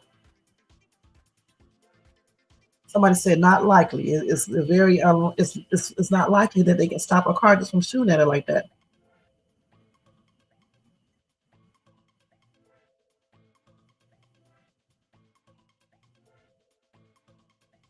Now, what kind of car was he using? He said if you're using a 50 caliber with armor piercing bullets. So in order for that bullet to stop that car, it has to penetrate the engine. Okay.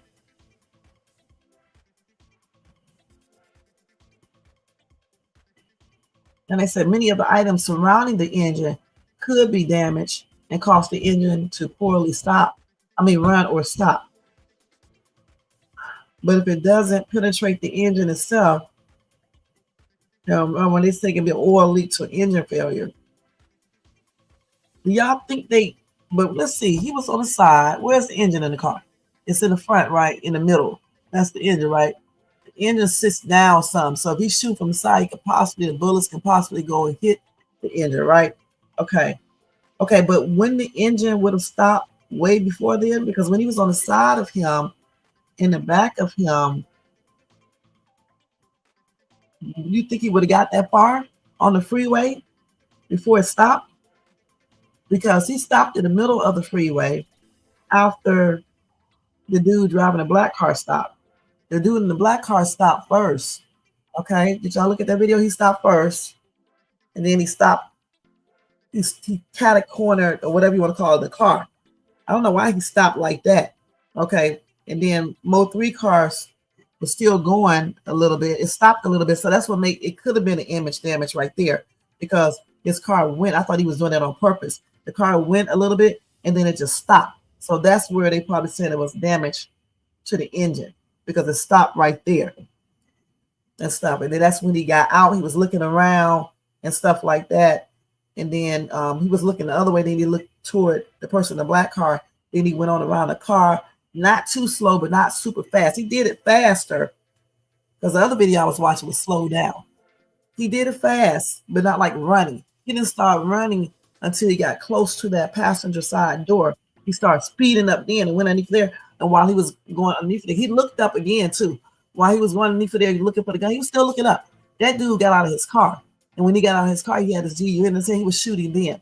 Okay. And that's why Mo 3 started ducking down and trying to run. Damn. I don't know what else he could have done when the dude, because other than running straight and, doing what I said before, if his engine was disabled, because we was concentrating on the tires, he wouldn't be able to go because it's not going to start. I don't know. I mean, damn, that's why he should have had another piece on him. Because I don't know if he could have done anything, you know, if the car was actually disabled. Because the way that dude ran up, he was shooting before he even got out the car. As soon as he got out the car, he started shooting. At least that's what it looks like to me. And then he started taking off, running something. He started running faster. Okay. And Mo3 was trying to get away. That's crazy. That's a sad situation. You know, I know what they said about Mo3 and stuff like that and the stuff that he did, but it's still sad. I mean, how that dude did that dude, honestly. I don't honestly, and I know that he put stuff in some music about doing stuff to people, but I don't know how they be doing all this stuff. How they can just run after people and just unalive them because of stupid shit. If somebody did something to you, like, you know, unalive your children, you know, your mom, your siblings, you know, then I can possibly see certain things, but, you know, over bull crap, no. It's just plainly crazy. Let's see what this is. You said that, you know, you think he's grimy, Tony. This buzzard telling us to go look up it yourself. Okay. You shut your ass up. He was grimy person before the fame. Okay, then they start shooting at him at the gas station. Maybe he was out of fuel. That could be another thing. He could have ran out of fuel. Who knows? You're right. I don't know which one it is. But the way the car stopped, see, at first I thought he was just doing it himself. I figured he would just get out the car and fuck this dude up. But no, the car looked like it was maybe possibly, you know, going through something.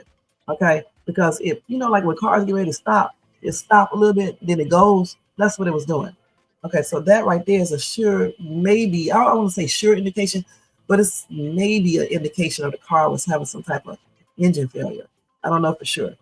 Or out of fuel or something like that. But I know it ain't just because of no car tire is out, because he can still drive that enough to, you know, do some real damage to something to somebody.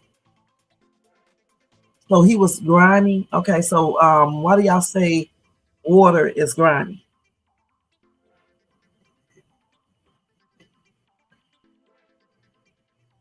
The car stopped and that was on the passenger. So where was it?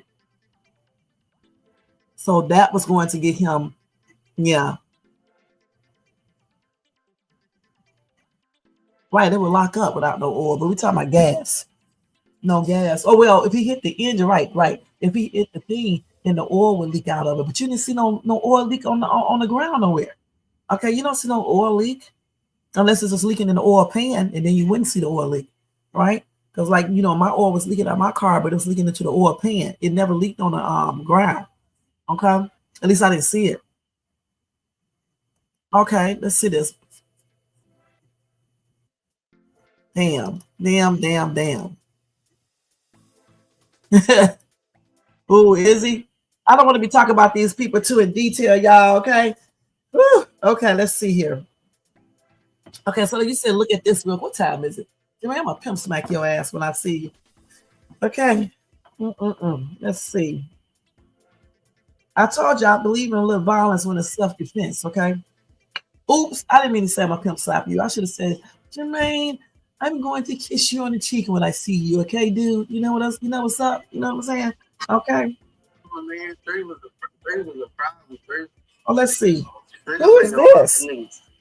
The dude said it had to go that way because Mo3 would have never stopped. Do you believe the same thing? I don't know who this is. Do it now. Yes. I'm on the live. The street shit, yeah. Three. Boy. Three, man. Three. They're gonna make it hard for niggas, bro. Let me play it up because this boy was up here talking. Hold on. This was a wait a minute. I got to go back. Let me do it like this. Come on, man. Three was a problem. Three gonna make it hard for niggas. The dude said it had to go that way because. Oh, that's Mo3 brother. Okay. Mo3 would have never stopped. Do you believe the same thing? Like when he said do it now. Yeah. The street shit, yeah. Three, man. Three. They're gonna make it hard for niggas, bro. Do you think there could have been anything that could have stopped? That could have stopped it, squashed it? It's once when it comes to streets, bro. Once bloodshed, ain't no coming back from it. You got to be mature. I was watching an interview the other day, and he said some real he look like his brother. Mature grown man, but everything ain't like that. To where once it go too far, it's too far. It's too far. Too far. Man, 3 was a problem. Wow. He said 3 was a. All shit. That's all shit. 3 gonna make it hard for niggas. Yeah, 3 needed to stop doing that shit. So you can't be walking around here doing all that shit because you see where it is you end up at. And you know, and nothing in the world is gonna be able to bring him back from that. You should have said, so what was all this for? If y'all can hear me. What was all this foolishness for? You guys? At a certain time in life, it's time to grow up and let go of all this bull crap. All right? And we're gonna have to look at the rest of his interviews tonight. Gosh. Now y'all said that water is a thief. All right. Okay. I mean, I heard that before. Let me see what somebody said in this comment section. Somebody said his brother is right. He was never going to stop. And we know how the streets work. Maybe if he would have been incarcerated and would have spent some years in incarceration, maybe he would have stopped then. Okay. And then maybe that could have saved him. You know, I don't know. The thing about it, though, if you want to continue on with certain things, you're bound to be somewhere that you don't want to be, period. All right. And being in the streets shouldn't be that important to you, where you risk your life, or you risk your family member's life, or you take yourself away from your kids. It shouldn't just be, you know, that important for you or to you. And that's why I say Black people need to do better. All right. Point blank. That's crazy. Let's take this down. And we need to take Marvin Sapp. I mean, how do we get from Marvin Sapp to this? Okay, let's see. Let's take Marvin down. Let's hide him and just put breaking news back up. Let's just put Mo3 name up here, because we was talking about all of this stuff. Yeah. So again, this is just an unfortunate situation, you guys. It really, truly is. Yeah, I don't like watching that video either, because it's sad the way how that dude just ran after him like that. It really is. It's a sad situation how he just shot him down like a damn animal. Like that. So that's exactly what it is, y'all. Hold on. I have to go get my say button. Just like an animal. And you know what? I was saying all along, why come he just didn't go in that car and go up high, go up in that car, and do what I said. He probably was about to do that. And then the car stalled. I don't know for sure if he was, but he probably was about to do that. Gosh. I'm thinking that he probably was going to do that. I'm thinking that the car probably did stall, honestly. Just after thinking about it in my mind and seeing the car put, stop a little bit, then it goes up a little bit. That's what cars normally do when they're about to stop. Right? That's what they normally do. Damn. That's why you cannot be doing certain things. And then if you are going to do certain things, you got to always be prepared. Damn, why did he have another GUN in his car? Something that's high powered. Why come he didn't have something else other than just one area? No, and I know he's the all that and everything, with the law and stuff, but who the hell cares about that if somebody, people are threatening you, you're threatening people. Okay, you whether be incarcerated in the grave, at least in prison or jail, you can still see your kids. You know what I'm saying? You can still live. And eventually you're gonna get out. But when you go to that grave, you're never coming back. So he could have had more than one stash place anyway. He could have had a secret compartment on both sides of the car, because I'm telling you straight up, I would have. I got one on the left side, the right side, the back, and the front. It would have been all over. Okay. It had to. I was like, is he crazy? Because I'm thinking, honestly, because I see the video grainy, then I seen the clear copy once they went to the bond hearing. But all this time I was thinking that he was doing that to that car. That's why I kept on saying he should have just ran into that car. No, I think he was trying to go in that car. That car just stopped. That's why I did that little bitty putt stop, and then it stopped. So when they were shooting at that car, they must have damaged something in the end of the oil or something like that to stop it. You know what I'm saying? That's why he stopped in the middle of that freeway like that and had his car going like at a corner. Well, boy, I wish that car would have stopped because he could have tore him up while he was still inside that car, man, for real. Dang, he really, truly could have, you know. But I also wish he would have had other weapons. I don't understand why people just carry one, okay? I know somebody in my family carry more than one weapon, okay? They got them everywhere. And when I say everywhere, I mean everywhere. So I'm trying to figure out why come he didn't have more than just one weapon. Because think if he would have had an AR in there. And I know he didn't want to carry stuff, but just say if he would have had one. They could have just had a spread up, you know what? At least he would have had a fair chance. Period. You know. Damn. You said you would have did a U-turn. Yeah, he definitely could have went the other way. Tony Vance on the freeway. You would have got hit. Shit, Mo3 barely missed that truck. Yeah, I thought he did hit the truck at first, and then Jermaine was like, no, he didn't hit it. Look at the video closely. And I started looking at it closer, and I saw that he nearly missed it, okay? It doesn't matter that he's a damn felon. Look where he's at now. And let me tell you something. If he would have got caught with whatever GUN he had in his car, being a felon, he still would get in trouble. Jail is jail, prison is prison. He would have been alive if he would have had more than one in his car, and he could have had something like that. Shit. You're gonna be, if somebody try to shoot you and you do got that in your car, right? And you protect yourself, you ain't gonna be thinking about going on damn jail. You're gonna be thinking about not going to that grave. All right, because again, the grave is permanent. That jail cell may not be. You know, you just never know, especially if somebody's shooting at you. You know what I'm saying? Because the dude did the most on the freeway. He the one started it. You know, I don't care what Mo3 wrote in his rap songs and stuff like that. You know what I'm saying? He still came out there. He was a hit was ordered. He came out there to do the job. So, in my opinion, Mo3 had his right to defend himself, whichever way he could. Okay, period. Shit, I'm not taking up for Mo3. I'm just saying the facts. He had a right to defend himself, regardless of what he wrote in his records and how many bodies he got and who he said he was going to do something to and things like that. I heard some of his music. I listened to it yesterday and stuff. And the other ones was also bragging and saying stuff. I listened to theirs too.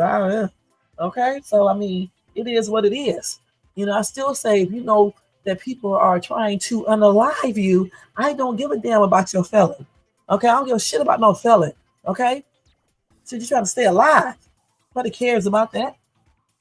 Shit, you still have you some stuff in the car. Because if he would have had more than one, he would be still alive, maybe incarcerated, because a felon not supposed to have a weapon. But the other stuff would have been self-defense.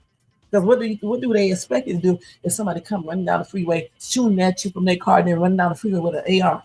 What do they expect you to do? I'm not a felon. You care about that? So if you was a felon and you know people was after you, you're not gonna carry anything. You just ain't gonna tell nobody. Yeah, when I used to do when I used to do Lyft, I'll tell y'all that because I don't give a shit now. When I used to do the Lyft, they told us not to carry nothing in the car. What y'all think happened? Okay, I'm not crazy. That's why you got some of these Lyft drivers right now unalive because somebody got in their car and robbed them.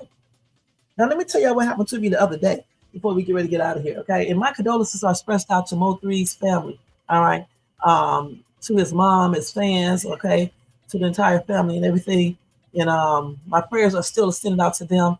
Like I said, any act of violence, I don't care who it is. Anytime somebody gets unalive, whether they deserve it or not, whether they was doing stuff themselves to, like, you know, on records, I'm talking about like that, it's still a sad situation, okay? And then, especially over this, what they was beefing over and stuff, it's just plainly ridiculous, okay?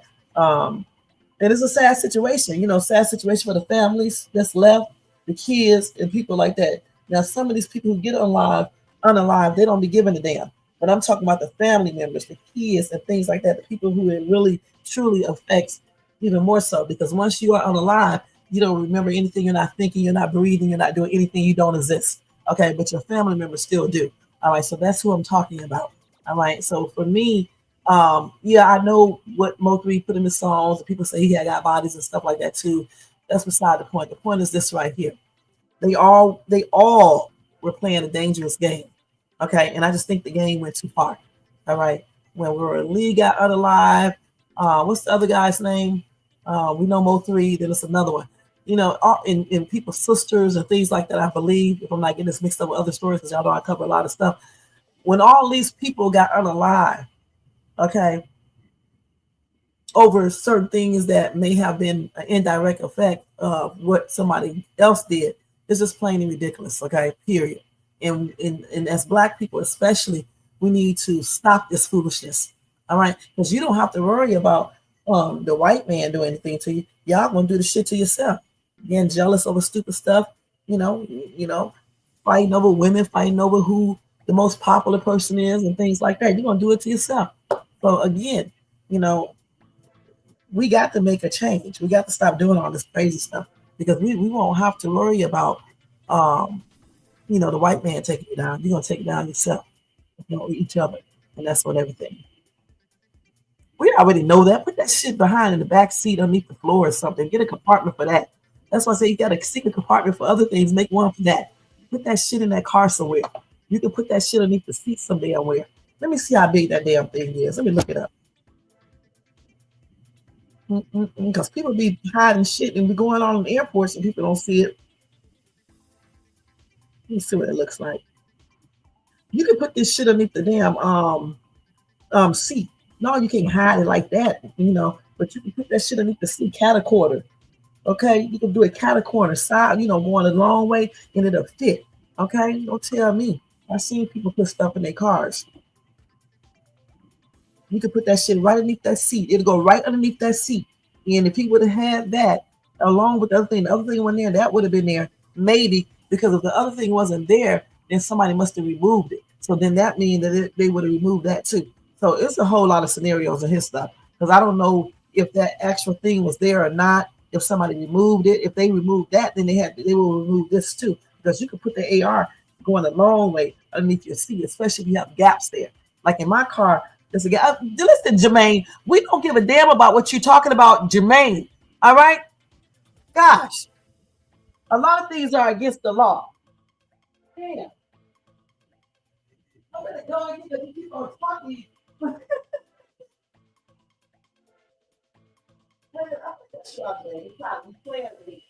On his live. No, I would talk about that. Y'all,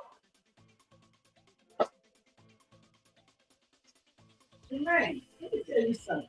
We know that putting that underneath your damn car is a damn felony, okay? And convicted felons don't supposed to have that. Okay, but a convicted felon don't supposed to have no GUN. I don't give a damn what size it is. You know they're not supposed to have any weapon. You should know, because you're a convicted felon.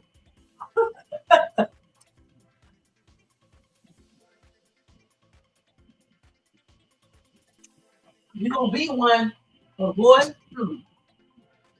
But anyway, on the for real, we know that that's against the law. We know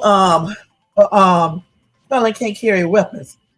But since he was in the lifestyle that he was in, and he was doing the most on tracks as well out in public and everywhere else, and he may have bodies himself, then you would stay strapped. I don't care what you say. I don't care what nobody else say. I don't. You know you're going to have stuff on you. If every felon out here listen to what you said, some of them right now will be unalive when somebody come up against them. Okay? Nobody would have known that Mo3 had an AR in his seat sideways. Okay? Until he used it. Okay? Period. And he probably would be alive today. We just don't know. You know, but the thing is, this is right here. If you know that you're in that life and you're doing the most, you got to have stuff with you.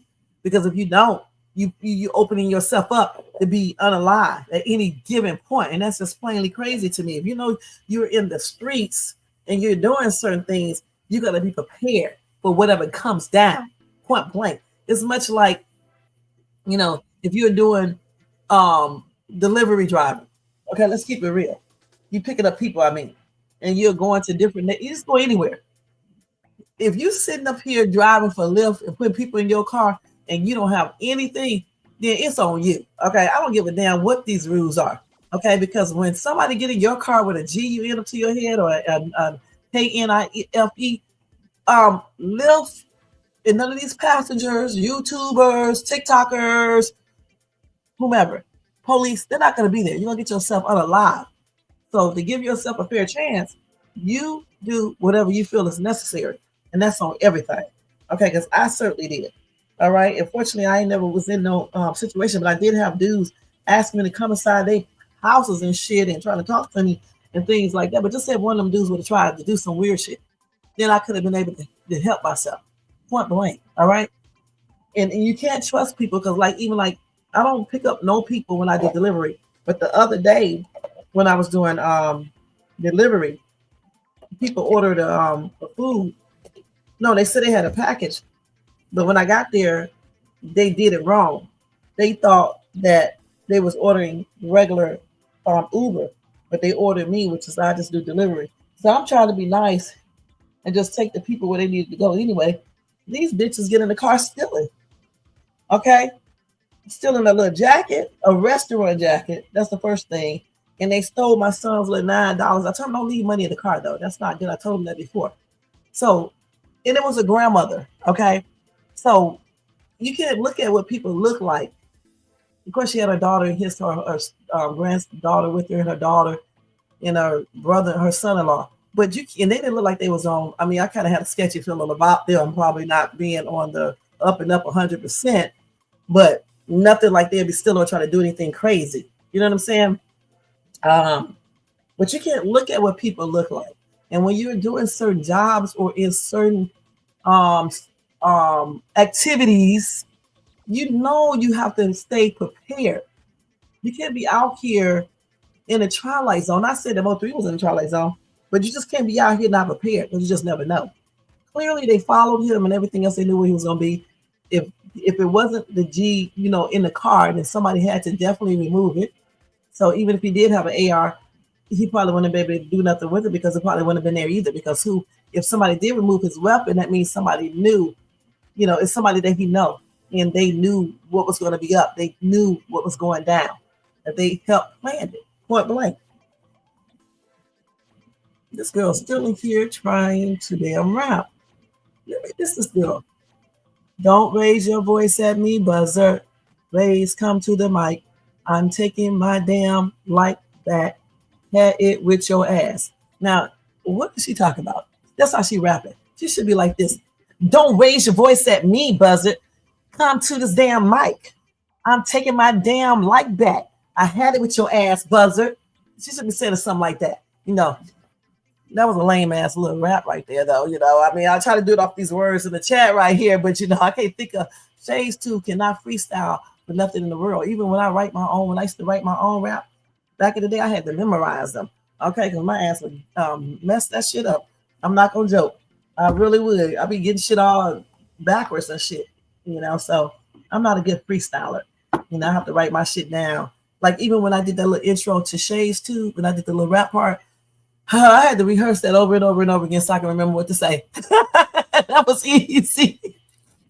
And from time to time, when I do it now, I'll say it a different way. It's a trip, y'all. Even when I write song lyrics, I have always been like that. I can never remember all of the words, man. I wrote a rap called You Better Get Your Ass Up. Okay? And I tell you, the only thing I can remember is you better get your ass up or you're going to be down to the ground. That's the only thing I can remember. I can't even remember the actual words. Okay. And then I remember I was doing a song with this dude and it was called Get Your Groove On. The only thing I can remember is get your groove on, get your groove on. You better get up and get your groove on, get your groove on, get your groove on. You better get up and get your groove on. And he would be like rapping and shit in his native tongue because he was speaking in a different language. That shit sound good. I wish I still had it. I would let y'all hear it. YouTube probably would give me a copyright, because they did on my intro. Isn't that crazy, y'all? Stupid ass. But I have never been able to remember like song lyrics. I wrote so many songs, even my poetry that I write. Hell, the only one I can remember this: the sweet sounds of summertime flowing through my ears, listening to the hummingbirds sounding so sincere. but I can't remember the rest. Okay, just like the Little Miss Dandy thing that I wrote years ago. Little Miss Dandy, making everything handy, standing on the corner selling rocks that looks like candy, something like that. Standing on the corner at any given time in the rain, snow, and sleet, like she's losing her mind, trying to get some quick. What I see, I can't even remember that. Trying to get something for. I forgot what it says, but I was like talking about drugs and then what she's doing to get them. But I can't remember exactly what I said. But yeah, that could be made into a rap as well. But yeah, I only can remember some of the stuff, but not everything. And I've been like this forever. That's why, even when I had my singing group, the lead singer would get mad at me. She would be telling me to study the words so I won't mix them up. And boy, when I was trying to dance and sing at the same time, that was a whole nother thing. But I could never been good at that right there, and stuff. But I can rap, I can sing and all that, but I just have to have like the words right there until I actually memorize it. So how to ask mess. It's like dance steps. But anyway, so let's see what y'all said. Are you laughing? I heard a buzzer only use a 2%. Okay, I found my old rap book. Really? It's some good ass raps though. Hell, I mean, you would look at me, you wouldn't even be thinking I'm writing a rap to my get your ass up. You better get your ass up. You better get your ass up. You're gonna be down to the ground. Some shit like that I was saying. Man. And then I can't remember the rest of the raps I wrote, but they usually always have cussing, and I'm not gonna lie. Because even though I didn't look like I would be cussing and I look like the girly type and all that, I would make like hardcore raps. Okay? Just opposite of what I was. But I never talked about unaliving nobody. I did talk about that self-defense though, but I never talked about unaliving people innocently and things like that. I didn't talk about what these people talk about now. I didn't even call dudes names and stuff like that, like MFers and stuff like that. I can't remember what I used to say. Probably I did use the N-word. I'm not gonna lie, I really did say that. I probably said shut your ass up, things like that, shut the F up. I probably said stuff like that. I'm not gonna lie, because y'all know how I talk when I get mad. I probably used some of those words, when I did it, and just using profanity. But I wasn't a soft rapper though, you know what I'm saying? That's how I rap and stuff. And then when you look at me, you wouldn't even think I would be saying that stuff. And my songs though that I used to write was more like love songs and things like that. I wrote a couple of fast songs and stuff, but most of them were slow songs and stuff. And my poetry, I write poetry about anything. Yeah, I wrote a poem about my mom one time. She used to be so damn strict. I wrote a poem about her. I can remember a little of that, but I'm not gonna read it out to y'all. All right, because it was a trip. But I can write poetry about anything, about nature, about people. I can tell you off in a poem. I did that. I can write the traditional poetry, all that. So yeah.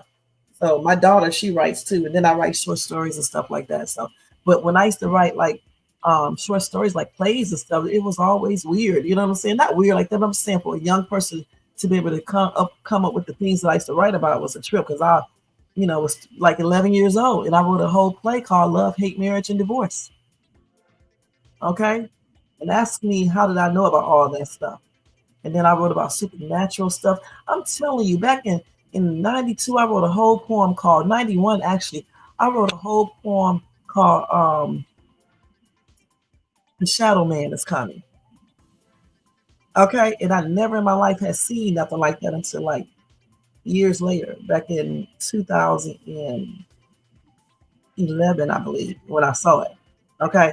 So that's a hot ass mess. that's crazy. You get your ass out of here. I'm finna get ready to go anyway, y'all. Jermaine, what you get ready to go do? Go to sleep. You tell me you about to be productive. What you gonna do, Jermaine? Go to sleep. That's what you know you get ready to do. I'm getting ready to go in here and mop this floor. And then I'm going to get ready to go out here and go to work. That's what I'm going to do, Jermaine. I know you're going to sleep, Jermaine. So stop acting like you're getting ready to go do a job. Tommy for Martin. All right? Tommy say he got a job, and Tommy don't be at no damn work. Okay? Dude, you don't be at no job, Jermaine. All right? And I'm going to give you 60 days. 60 days, Jermaine. That's what I'm going to give you. And I want my $100, Jermaine, that you owe me. All right? All right, Jermaine. That's what I want. All right. Are you running your mouth? Okay. 60 days, wigger. 60 days, wigger. 60 days, wigger. 60 days, wigger. I want my motherfucking money, nigga.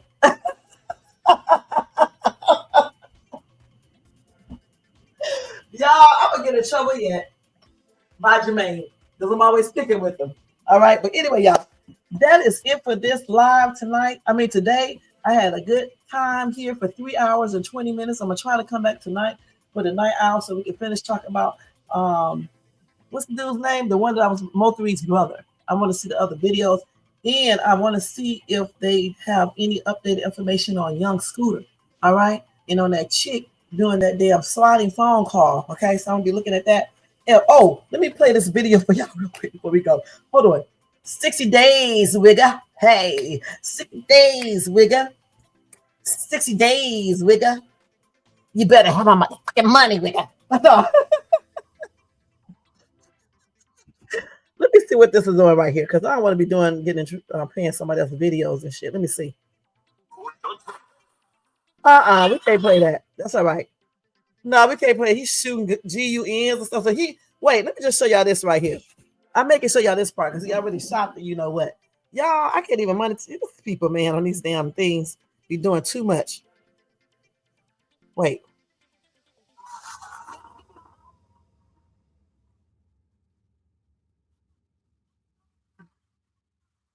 Stupid.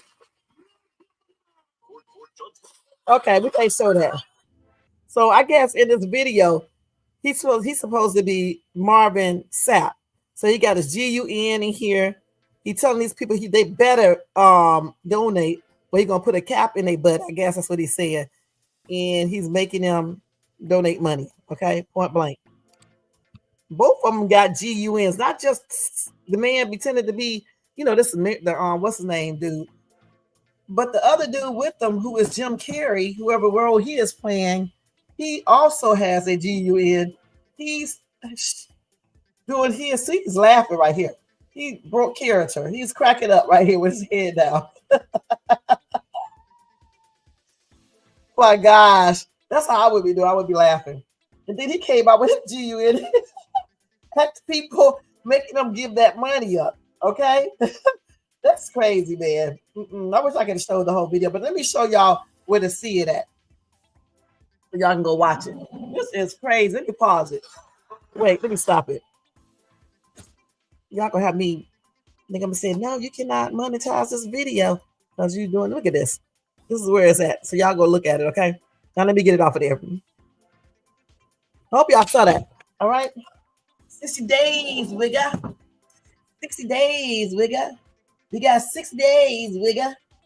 You better have my money.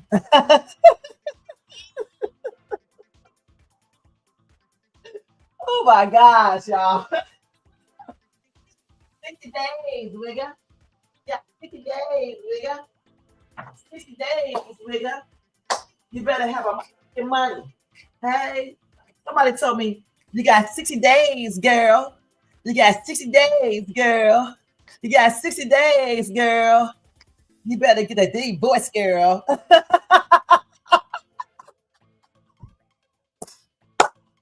Oh my God. You say you just sent me what on Instagram? That's on my other phone, Tony Fans. And I don't got that phone with me. So Tony, send it to this Instagram right here. Now watch this. Damn, Tony. Just clip it right there in this daggone chat, Tony, because I can't go to my other Instagram. Yeah, somebody told me you got 60 days, girl. 60 days, girl. 60 days, girl, to get that deep voice, girl. You got 60 days, girl. You got 60 days, girl. You got 60 days, girl, to get that deep voice, girl. Oh, I'm walking out. I'm walking out. I'm walking out. Walking out. Walking out. Dude, I'm walking out. Walking out. Okay.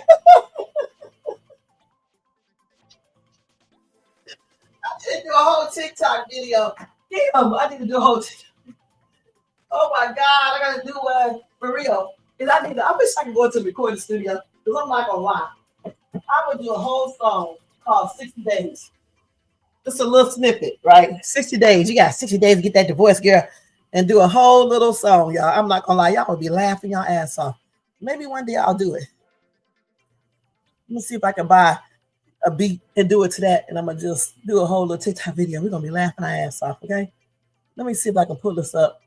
You said when I put your ass in a cross-face chicken wing, don't be crying. Okay, you want to cap in that ass too, don't you? That's what you want. Okay, let me see if I can show this. I don't know how you click on this. Hold on, let me see if I can do it a different way. Let me go to my channel and see if I can do it. Hold on. I don't know if I can show it. Like, this is going to go into... Hold on. Oh, I know how to do it. Oh, it's going here. So let me show you. Wait. Before I leave, we're going to show Tony Band's thing. Hold on.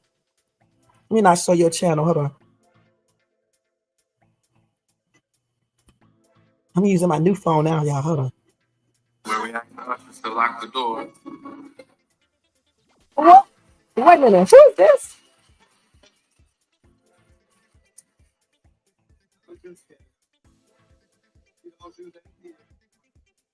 Y'all crazy. God wants it too.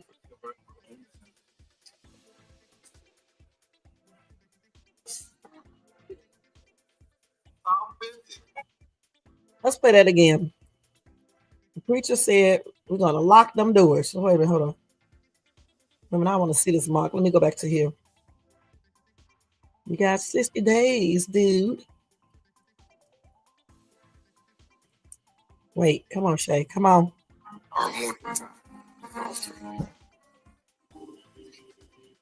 Amen, amen. This is the part of service where we ask the ushers to lock the doors.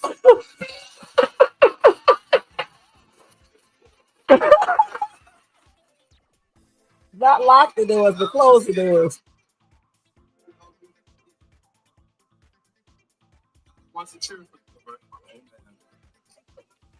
Not one that's gonna be mad because he's talking about lock the doors. But all due is what's the name? He didn't say lock the doors though, y'all. Let's keep it real. He said close the doors. He said close them doors. Ushers, close them doors. Close those doors so they can give that daggone money. Close them MF doors and close them MFing doors right daggone now. Now he didn't say all that, but he did say close them doors. And he said it in a very assertive way. All right, guys. So anyway, thank you, Tony Bands. Thank you, Jermaine. Thank you so much for all y'all stuff. Yeah, all these jokes. I'm so damn silly, it's ridiculous. Okay. Man. Thanks for letting me joke with you on the 60 days, Jermaine, and all the other little stuff. Thanks to Tony Bands. Thanks to Most Hated Bronze for showing up over here, giving some insight on Mo 3 and stuff. And thanks to somebody else came over here. I gotta go to his name. I can't forget him. Okay. Thanks to the A Bird or R Bird. Thank you so much, hon. So much. I appreciate you too. Thanks to everybody in the bushes, everybody who watches us in the replay. Make sure y'all thumbs up, subscribe to the channel, and hit that bell notifications so you can be notified of any upcoming videos. Also hit that. I already said that. Also share, leave a comment. I think I already said that too. I'm not sure. All right. And don't forget, if you want to show additional support to the channel, you can copy yourself a membership for $4.99. You can do a super sticker, super chat, or a Cash App donation to $ Shades too. Hey, y'all don't know how fast Shay can talk. All right. But anyway, thank you guys so much. I appreciate y'all. All right. Then I'm ready to go over here and do these 60 days, y'all. 60 days, y'all. 60 days. I'll see y'all tonight too. I'm gonna try to get back in and do that night out live. So if y'all can come, y'all can do it. Y'all can be here. So a fella riding around in Dallas, Texas with a damn armory in the car. What? Oh, I'm reading the wrong message. Okay, y'all way up here doing like somebody else doing when they be on their channels, reading old ass messages and shit from 3 hours ago. Okay, let me take this dude's thing down real quick, y'all. I gotta get out of here. Okay, I gotta mop this floor real quick too. I need to take all this shit down and put this up here. Hold on. Okay, so yeah, I'm gonna see y'all later. Enjoy your day. Okay, and then tonight, let me see where that's at. I got to put this in order, alphabetical order, because I can't never find nothing on here. It'll be all over the place. Let's see. Where is that at? Man. Oh, here it is right here. Okay, so see y'all later for night owl, y'all. And thank you so much. And I hope y'all like my background. Jermaine did this with his no talent ass. Okay, copy and paste, copy and paste. No, I'm just playing. See y'all.